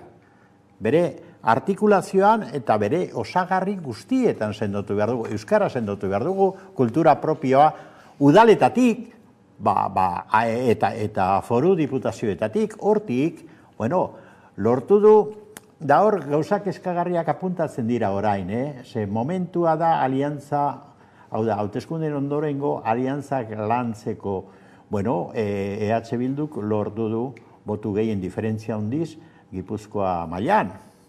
Baina entzun dugu, itxaso atutxa, esango dut izena gainera, sugerituz, PNVk agian, bestea beste PPrekin aliantza egingo duela, diputazioa berreskuratzeko. Oso gaizki. Hori, ez da, hau da, alderdikeria hori, eta partidu interesak eta partidu privilegioa mantentzea jentearen erabaki argien kontra eta PPrekin bat egin da, hori benetan da estrategia erabat erratua, baina hori salatu behar da orain. Ez daitezela usartu, tare gutxiago orain irekitzen den paisaia honetan. Hori akaz larria litzateke. Hain da horrela ze horrek ez bakarri PPri Voxi ere bidea ematen diola hemen. Hori, hau da, EH Bilduren kontra egin eta PPrekin bat egin, hori da disparate bat. Esan behar da argi eta garbi, disparate bat. Eta bertoko argazkiei begiratzeko badugu Nerea Garzia Hamaika Telebistako kazetaria kameraren beste aldean, Gasteiztik, hauteskundei erreparatzeko, baina baita ere bada bestelako aipamen bat egin behar dugula Gasteiztik, izan ere Euskal Herrian aurten jaso den bigarren hilketa matxista gertatu da, ez justu atzoko egunean argitara atara zenan ere zer informazio gehiago daukagu. Hori da, bai, gizarte igande eguerdian izan zen eta Aparta Hoteleren zuzendaritzak ikerketa zabalik dagoenez ez du zehetasunik eman. Ertzaintzak adierazitako informazioaren arabera gizona emakume haurdunaren bikotekide ohia zen eta urruntze agindoa zuen. Indarkeria matxistaren barruan kokatu du hilketak ertzaintzak eta biktimarekin batera 3 urteko haurra zegoen. Aipatu dugunez, igande arratsaldean Guardia Zibilak atxilotu zuen ustezko hiltzailea Zaragozan ibilgailu batean. Gauza korrela, hau izango litzateke bigarren hilketa matxista Euskadin. Gasteizko alkateak Gorka Urtaranek bozenamaien batzordea deitu du astelehen goizean eta elkarretaratzea antolatu dute. Arratsaldean berriz Gasteizko mugimendu feministak mobilizazioa antolatu du arratsaldeko 7:00 Andre Mari Zuriaren plazan. Nerea ez dira, gertakari hau jaso zaigu justu hauteskunden erdian, egia da ez, Rocio Biterok esaterako ez lehen biziko hitzak, gertakari honen bueltakoak egin zituela, gero ikusi dugu ez, zelako alderri eta bestelako lurraldeetan, ez, agian ez zaiola garrantziarik eman. Eta, hauteskundeak aipatu ditugula Nerea, Gasteiza, begira, Euskal Herria gailendu da, eta EAJ, PSE eta PPren atzetik geratu da 4. postuan, ez da?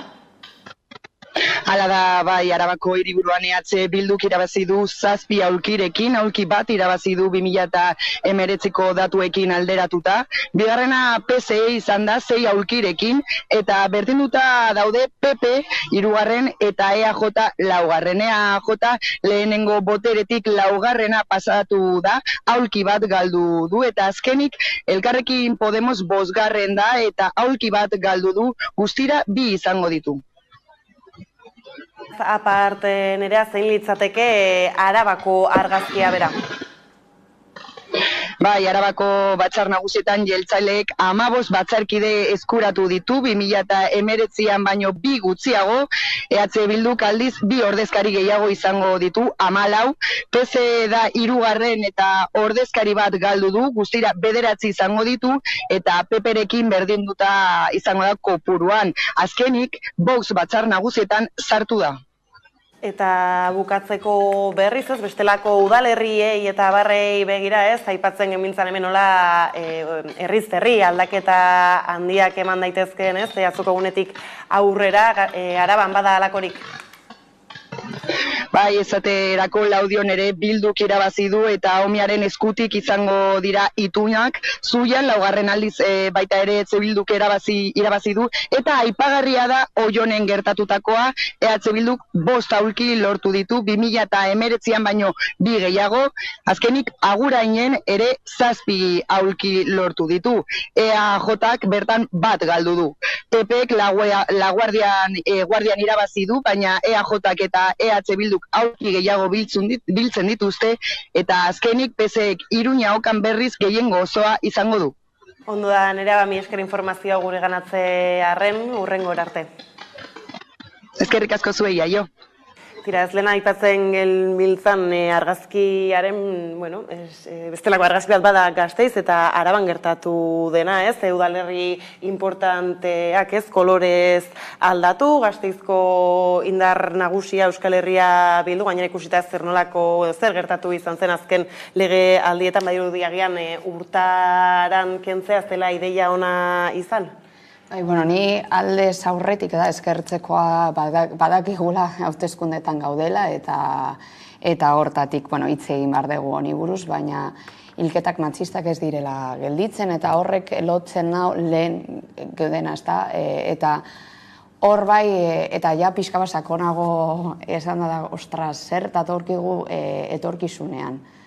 hilketa matxista ez dira gelditzen, transfobia ez da gelditzen, badauz hor migrazioaren kontra ez da, dagoen razismo ez da gelditzen, eta hortatik etorkizunari begira baita ere oso ondo dagoela hitz egitea zer datorkigun edo nola ailegatuko diren, ez da, akordio batera edo bestera, eta urrengo hauteskundei begira, baina benetan uste dut baita ere geldi egin behar dugula, pixka bat pentsaten, ea zer nahi dugun benetan eta nola nahi dugun izatea, eta zer nahi dugun estatuari begira. Eta benetan, etorkizuna batzuetan nahiko iluntasunak ekartzen ditu. Eta hori arreta prestatzea oso garrantzitsua da.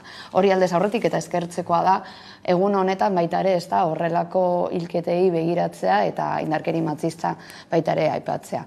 Gero ja bai Gasteizera begira eta hor Kamerok lehen ez da aurreratu egin dago eta ni guztiz ados nago berarekin. Uste dut ez dela errentagarria inondik inora horrelako paktu batera heltzea.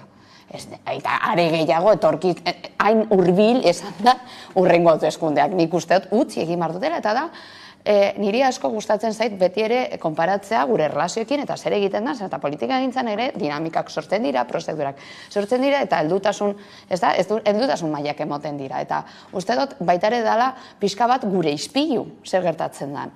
Eta igual egin behar dutena, igual ez, egin beharko lutena da pixka bat autoasnarketa bat zer egin dugun hau gertatzeko.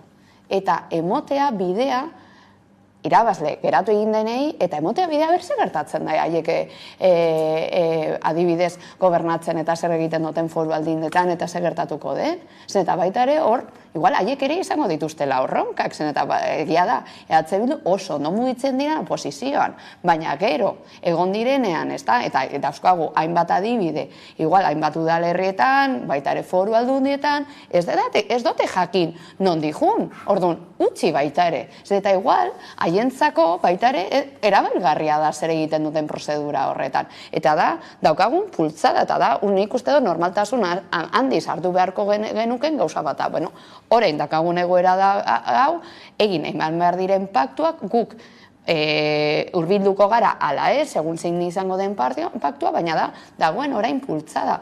Ustea joaten eta gero ikusiko dugu zer gertatuko den. Zer eta ja da eskoago adibideak pasaden hauteskundetan edo pasaden hauteskundetan, bueno, gero bueltan eman da. Eta da, nik uste dut horretarako eta ni beti egin dodan hausnarketa da Euskal Herria mailan, ez dela super, bai egia da daukagula hor partido eta beti partido horretara boskatuko dugu. Baina nik uste dut bai dagoela heldutasun mail bat non ikusi egin dugun zer gertatu den eta behin zer gertatu den boskatzen da eta joaten da alde batera edo bestela. Ez dena berdin gertatzen igual beste lekuetan edo estatu mailan beste lekuetan non. Badakigu hori aterako dela eta beti danik atera izan denez berriz aterako dela. Eta hemen hori ez da gertau. Orduan, uste dut garrantzitsua dela bidea emotea eta ikustea nola egiten den zen, eta baita ere, erronka gero gauza bat da, hauteskunde eta gero da gobernatzea, eta gobernatzea horretan erronka asko dauz, danak, eta logikoa da, eta atzean pertsonak dauz, eta akatzak egongo dira. Eta hortatik oposizioan baita ere egotea garrantzitsua da, eta hori uste dut askotan ez dela ikusten, eta adibidez Bilduk oso ondo mugitu egin da oposizioan, baina orain garaile denean ikusi dugu nola sortzen duen haien politikak eta zer eta oso ondo dago oposizioa, baina gero daukasunean horrelako boterea berzer egiten dutzun. Begira, oso interesgarria esaten duzuna. Nik uste alako programetan jakin behar dugula kritikoak izan behar denean, eta hauteskundetan gertatzen da atzo gabaz, ez da, batzu moskortu egiten dira, ematen du, ez da, eta garaipena, ari naiz Bilduri buruz, modu apur bat, fin, zentzunezko balorazioak egiteko. Edo eta beste batzuk izkutatu nahi dute, zer gertatu zaien, EAJaren kasuan, porrota handi bat izan du, esan behar da, eta orain nahi du konpondu peperekin, da soerekin, baina ez da zuzena. Bueno, orduan diot, hauteskundetan bai, emaitza honak egon dira batzuntza da bar, baina egon da beste elementu bat aztertu beharreko, abstentzioa adibidez, oso fuertea. Eta oso importantea gazteen artean. Eta atoki batzutan 10 puntu gehiago adibidez. Eta horre motivazioa dauka, eta batzutan motivazio politikoa. Kau, jentea batzutan politikari profesionalek saiatzen dira bere izten, hauteskundea dira gauza bat, da beste gauza bat da, eta ez da horrela, bi adibide jarriko ditut, bata EAJ-arena eta bestea Bildurena, ez da? EAJ begira, aipatzen da Gasteizko apartotelean gertatu zen krimen lazgarria, ez da? Krimen matxista bat, igandean. Claro, presentatzen da hori, eta badirudi ez daukala harremanik datu elektoralekin Gasteizen, badauka, eta esango du bata, gaur bertan Josu Erkorekak esan du, persona hori, gizonezko hori, vigilatua zegoela urtarriletik ertzantzak vigilatua.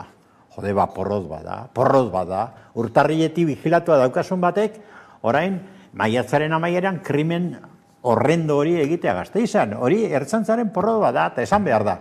Bigarren, nori ipini dute Gasteizko alkatetzarako EAJ-an, Beatriz Artolazabal. Pasau da, kandidato irabazlea izatetik zeretan, inkestetan, laugarren, ze gertatu da hor. Begira, lehengunean egin zioten, hau ere esan behar da, konta behar da, egin zioten elkarrizketa bat sakona, eta momentu batean galdetzen diote, zu, LGTBI zer den badakizu, eta dino, uste dut lesbiana, gai, da gero, ez dakit, aizu, parkatu. Hori izan da berdintasunaren zailburua, mesedez. Osea, hori autokritika gogor bat egiteko modukoa da. Ez da kasualidadea Gasteizen jaso duen porrota. Eta Bildu ere ez dut kritikatik guztiz aparte utziko, zergatik. Ez da aztertu abstentzio hori adibidez, da nondi datorren da sustraiak, gazteen abstentzioa nik badakit, neurri handi batean gazte asko oso diskonforme da kritiko daudela Bildurekin. Da esan behar da, adibidez GKS, maltratatua izan da, hemen deustun bertan, GKS izan da maltratatua EH Bildu eta Ezker Abertzaleagatik, da hori esan behar da hori ez dago ondo. Da orduan, orain, PP eta Bost datozela eta danak hemen Bildurrez da dardarrez, sendotu behar badugu Euskal Herria, ez da bakarrik instituzioetatik, gizartean ere bai, eta kontaktua eta bestelako jarrera esain sektarioa euki beharko da, eskerrean dauden erakundekin, Bilduren eskerrean esan nahi dut, da bereikin hitz egin beharko da Euskal gizartea konsolidatu beharko dugu Espainiako degradazioari aurre egiteko, eta hor, bestea beste gazteak eta bestea beste GKS bezalako erakundetako gazteak beharrezkoak izango ditugu, ezin ditugu maltratatu, osea, gauzak argi izan behar dira, nik uste. Ez gero hor bada abstentzioak nori kalte egin, nori mesede egin, Ortuzarrek berak aitortzen zuen atzoko egunean EAJ-ari ere kalte handia egin diola. Eta tira oraintxe Bilbora joko dugu, Bilbon bestelako ez ustekorik ez dugu hartu emaitzekin, baina egia da etorkizunera begira agian, bestelako panorama bat mai gainean jarri daitekela, Bizkaiko aldunditan ere, lehen aipatzen genduen, PSek ia pilota noizbait kenduko dion EAJ-ari eta tira, hor bada zer aztertzeko. Aiara de Urreta kazetaria dugu, kameraren beste aldean, eguerdion Aiara. Kaixo, eguerdion, bai. Tira, kontai guztu, agian hasteko Bizkaira begira, Batzar Nagusiei begira, zerekin topatu gara hauteskunde eguna eta gero? Bai, joera argia agerian utzi dute hauteskunde hauek, ezta? Orokorrean, EAJ-ak bera egin du eta EH Bilduk gora egin du aldiz, eta Bizkaian hala ere, jeltzaleak nagusi dira oraindik orain, Bizkaiko batzar nagusietan, zein Bilbon. Gainera batzar nagusietan, EAJ-ak 50.000 boto gutxiago lortu ditu, hau da, 2 batzarkide gutxiago lortu ditu EAJ-ak eta kontra EH Bilduk 5 gehiago lortu ditu. Horiek horrela, ziurrenik Elizabete Etxanobe, Unai Rementeriaren ordezkoa izango da, izan ere, Elizabete Etxanobek ez du arazorik izango aldun nagusia izateko PSren babesarekin. Eta horretaz aparte, EAJ ere gailendu eginda Bilbo hirian, alere Euskal Herria Bildu PSri gailendu egin zaio, ezta? Bai, horrela da, berri hori EAJ-ak aginte makila izango du hemen Bilbon, eta hirugarrenez, Juan Maria Aburto alkatea izango da Bizkaiko hiriburuan. nagusitasuna beraz mantendu dute jeltzaleek, eta hori bai, emaitzetik urrun, inkesta batzuek esaten zute, jeltzaleek gehiengo osoa lortuko zutela hemen Bilbon, baina azkenean bi zinegotzi gutxiago lortu ditu EAJak, hau da 12 guztira, gainera, bigarren indarra EH Bildu bihurtu da 6 zinegotzirekin, eta jarraitzen dio PSE 5 zinegotzirekin, ondoren, PP dago 4 zinegotzirekin, eta azkenenko indarra, Elkarrekin Podemos da 2 zinegotzirekin, eta, ipatu bezala horiek horrela, Juan Maria Aburto 3. Bilboko alkatea izango da. Edo nola ere ez, egia da Bizkaia mailan hainbat eta hainbat tokitan zaila izan dela urte askoan EAJari tronua kentzea, baina badira hainbat eta hainbat udalerri ez dakit kolorez aldatzeko ez aukerekin badirela, horre tartean ez dakit bota zukaiera zer da nabarmentzekoa. Egia da, Bizkaian momentu EAJ nagusitzen dela, hala ere atzera egin dute jeltzaleek, eta EH Bildu gainera hainbat alkatetza lortzea da. Bizkaian lehen indarra momentu EAJ da, bozken 35%, bigarrena EH Bildu, bozken 25%, jarraitzen dio PSE 15%, ondoren PP dago 7,8%, eta azkenengo indarra Elkarrekin Podemos da bozken 6%. Baina Euskal Herrian bezala, Bizkaian ere joera argia. EH Bilduk gora egin duen heinean, EAJak bera egin du. Eta jeltzaleek gainera, hainbat alkatetza gal ditzakete.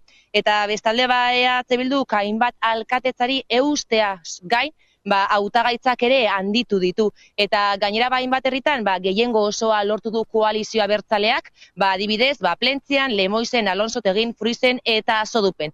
Eta horrez doain, Durangon, 2 zinegotzi gehiago lortu ditu EH Bilduk, eta Galdakaon bestalde, 3 gehiago. Eta gainera ezkerraldean ere zinegotziak ez, botoak ere handitu ditu EH Bilduk. Eta bestetik PSEek gehiengo osoa lortu du Portugaleten, horrela Mikel Torres alkatea izango da gehiengo osoarekin. Baina alderdien arteko itunak tarteko, ekainaren 17 arte itxaron beharko dugu ez da, aginte makila zeinbait herritan nork hartzen duen argitzeko.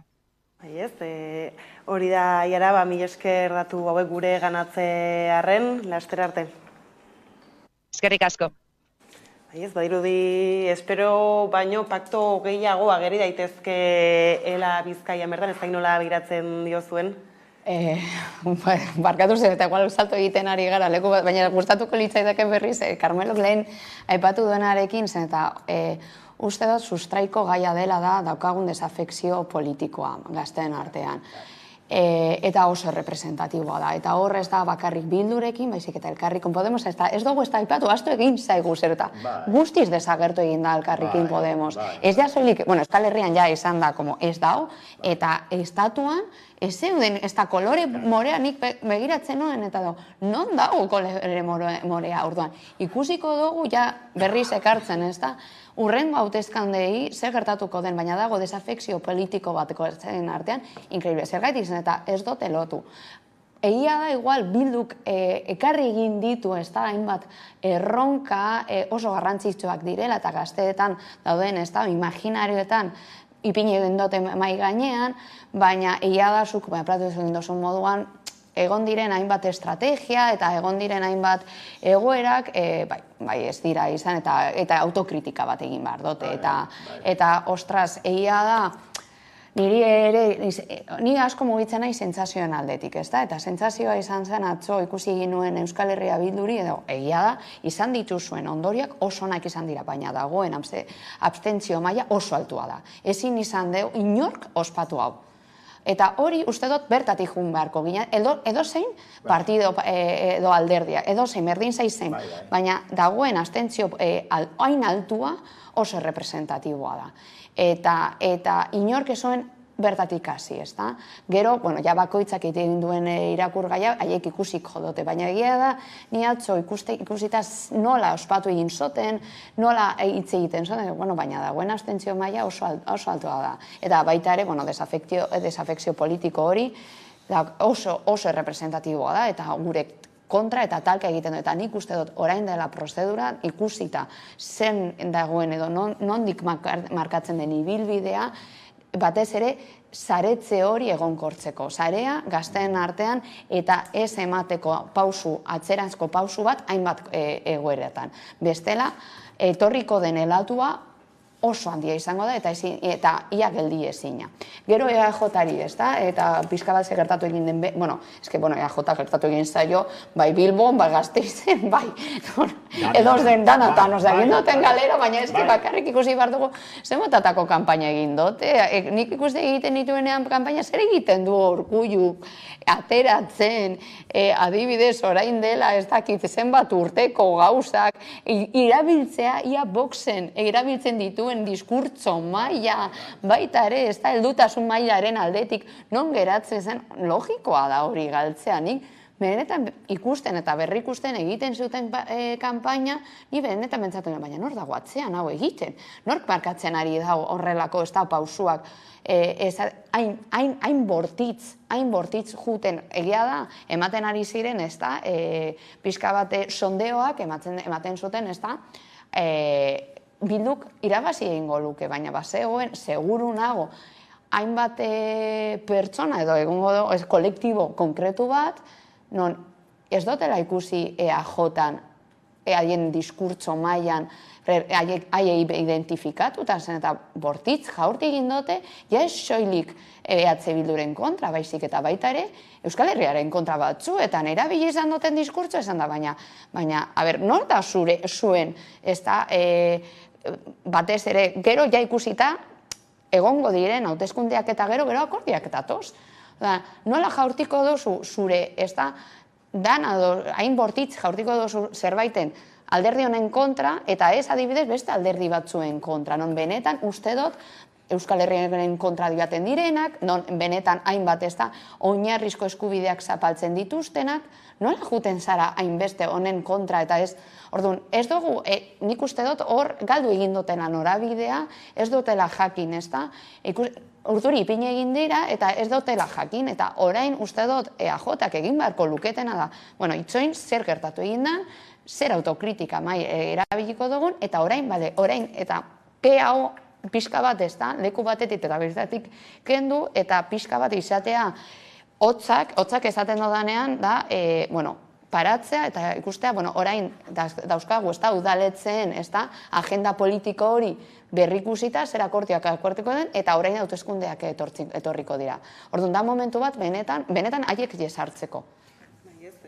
Ikusi da, kanpaina horrek ez duela arrakastarik izan, ez, eta aipatzen zen ez da itartean galdakao, ez, ikusi genuen ere, ez, zer nolako indarrak jarri zituzten bestak beste horretan, eta indar horiek... Bumerang, oso erabat ados nago, nik uste esti planteatu ditula benetan gaizakon da interesgarriak, da hori da, hau da, zintzotasuna eskatu behar diegu buruzagi politikoei, bai EAJ-koak, bai Bildukoak, bai Podemosekoak, noski, eta guzti horiei, zintzotasuna eta fondora joatea, ez da. Begira, EAJ jaso du merezi zuen porrota. Gauzak argi, zergatik, begiratu Osakidetza, begiratu ze politika egin duen etxe bizitzan, ze hipokriteak, ez da. Pausoak ematen dituztenak kritikatu eta gero eurek hemen kontra aritu hemengo parlamentoan. Hombre, mesedes, garraioetan, gero turismo hori, ez da, garapen hiperturistikoa Donostian, Gasteizen da Bilbon, eta horrek ekarri dituen ondorio guztiak alokairutan da bar, osea, hori da EAJ-ak, begiratu, ia personalki Urkullu, ez da, lehendakaria da. Osea, ze jarrerak izan ditu kanpaina baino lehen ere, greban zeuden langileekin, euskal sindikatuekin, arrokeria hori, klase dominanteko jarrera hori, mesedes, ze ordezkatzen du, ez da? Eta gero, gauzak esan behar dira, Andoni Ortuzarren arrokeria estremoa eta joko zikina nabarmendu dena. Klaro, merezi izan dute, nik hemen izan dut aurrekoetan, ez da? Hauteskundea baino lehen ere, EAJ-ak alde egin beharko luke bai, Jaurlaritza eta bai, instituzioetatik eta erreleboa eman. Beste indar batzui progresistei oso gaizki egiten ari da. Hau da ondorioa zer nahi dute, ez da? Eta orain, nahi dute konpondu, beraien interesen arabera, PSOE eta PP makulu bezala erabilita. Hori oso arriskutsua da, ze Espainiaren krisi barruan sartuko gaituzte bete-betean, eta gainera oso antidemokratikoa da. Herriak agertu du joera bat, eta txalotu behar da EH Bildu. Ze EH Bildu justu gai horietan proposamen konkretuak egin ditu, eta saiatu da gainera proposamenak egiten txalotu behar da. Baina ez diko ondo esan du, behar da saretu orain. Da behar da saretu egin ez den arlo batzutan gazteak. Kultura, euskal kultura da, euskal zaleak. Saretu behar ditugu euskal gizartea indartsua bihurtzeko datozen erasoen aurrean ze badatoz. Eta ez bakarri peperen aldetik, PSOEren aldetik da, estatu horren aldetik behira zelako epailek, adibidez, zelako erasoak datozen eta etorriko direnak, ez da orduan saretu behar da herrigintza, behar da gazteekin politika bat antisektarioa batzera eta beraiek entzun eta bat egitera eta naziogintza behar da. Euskal Herria behar du nazio bezala, hor mapetan ondo esan duzu, agertzen diren Euskal Herria eta Katalunia nazioa dira. Da nazioa direnez, hain diferenteak Espainiatik, hain diferenteak, naziogintza behar da antolatzeko. Hori da behar dena, hori da oraingo programa bat, eta udalak modu demokratikoan antolatu. Irabazi duenak irabazi du. Aliantza egokiak egin hemen, ez Madrilen, hemen egin behar ditu aliantza egokiak. Hori da orain behar den politika.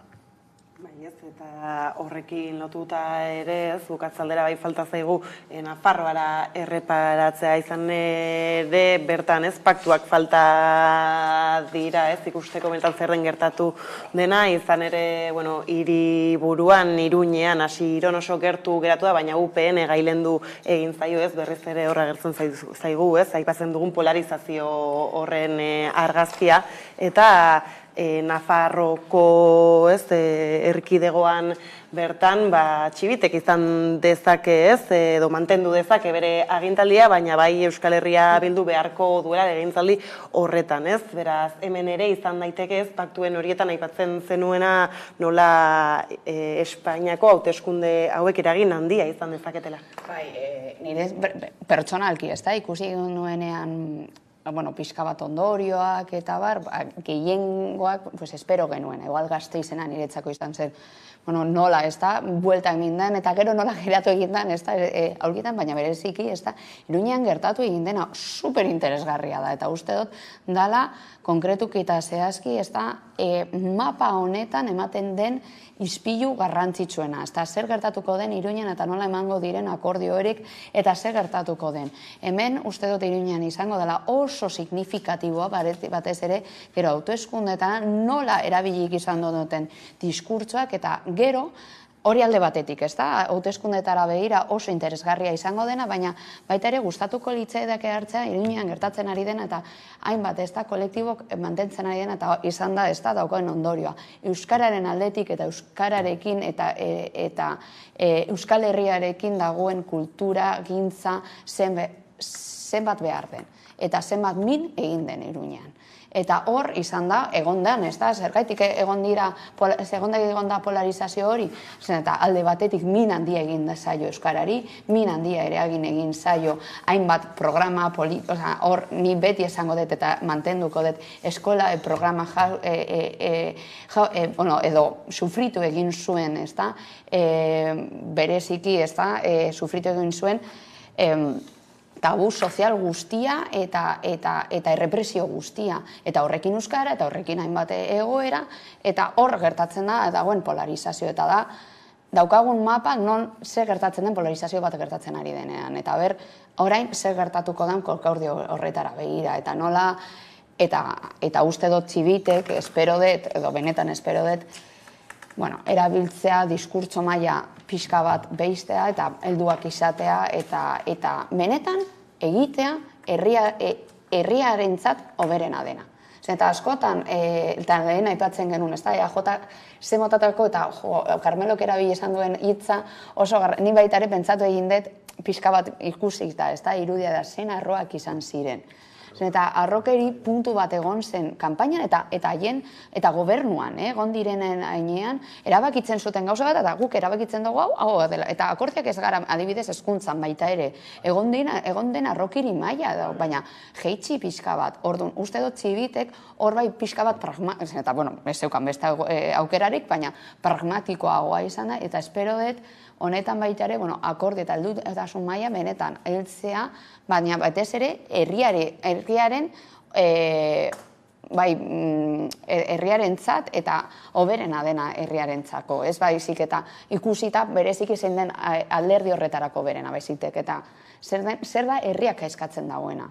Eta minutu batean Nafarroara begira, Carmelo. Bai, tamalez ez daukat nik esperantza gehiegirik, aliantza kontu horietan, ze ikusi duia kanpaina zehar Txibitek esan duela, berak ez duela apoiatuko Asiron, hau da EH Bildu alkatetzarako, eta esan badu, esan du, eta kapasa da, ez apoiatzeko, hau da, usteko UPN-eri alkatetza hartzen, ez da. Zergatik gertatzen da, oso ondo apuntatu duzu, begira ze politika daramaten euskararekin, ez da, PSOE-ko beraiek, PSN-koek, ez da. PSOE estatura begira dago, da Nafarroan ere estatura begira, komunitate gaieran galdu ditu peperentzat, Valentziara, Goi, Extremadura, Errioxa, Balear, Irla, Cantabria, gelditzen zaio Asturias, eta behar bada Nafarroa, behar bada, baina, klaro, behar bada hori, ezin da joan euskara ofizial eginda Nafarroa osoan, por ejemplo, ezin da joan Asiron apoiatuta eta UPN-eri bidea mosten, ezin da joan hortik, zergatik, estatu interesengatik, hori da realitate tristea PSOE-ren kasuan ere. Nik uste dut, eta gero beste apuntetxo bat, klaro, EAJ eskuina da, Gipuzkoa Bizkaian da Araban, eskuina da, bai, baina Nafarroan dagoen UPN da eskuin askoz gaiztoago oraindik. Osea, eskuinar ere gradua daude, PP eta Vox gradua daude, nahiko hurbil daude. Baina, klaro, UPN eta PNV biak eskuina izan da ere, UPN-ia da eskuin estremoa. PSOE gauza da horri bidea usteko libre eta Asiron da EH Bildu betatzeko orduan tamalez egoera hori da. Nik uste du sareetan, euskaltzale sareak, gizarte sareak, Nafarroan ere hor lan handia egin behar da, sendotzeko bildu den garrantzizko indarra instituzionala sendotzeko gizartean, da sustraitzeko. Ikusiko dugu egunotan alderdi bakoitza zer nolako bideak hartzen dituen, aipatu duzuenez ziurrenik ez, eta adi izan beharko gara ere ez, Espainiako alderdietara baita ere zer nolako bideak jorratu nahi dituzten Ego Euskal Herrian kasu honetan, eskerrik asko biei gaurrekin izatearren, eta orain jarraian eguneko albistekin bueltatuko gara.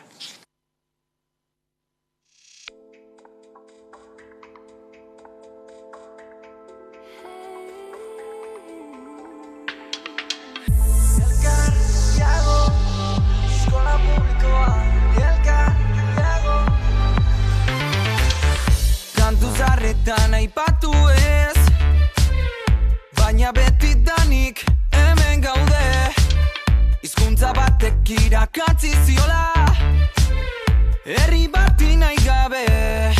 Urtez urte zure begidara begira, egon arren beste hamaika etorriko dira, ze argi dago oso arroz daudela, denon izatearen aukeraz. Hazen hasi naiz zure desiraz, ta sortzen hasi naiz zure irriaz, ta jantzen hasi naiz zure ideiaz. Elgar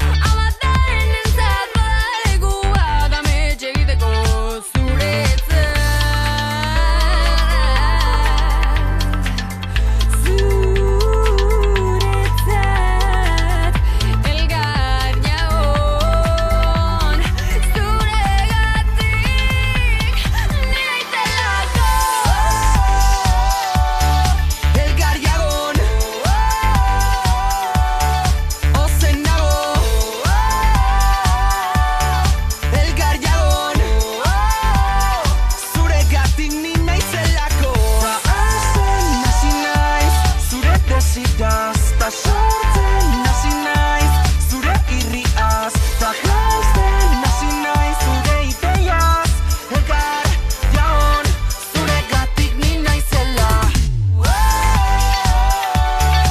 Elkar jagon, ozen nago, elkar jagon, zure gatik ni naizelako.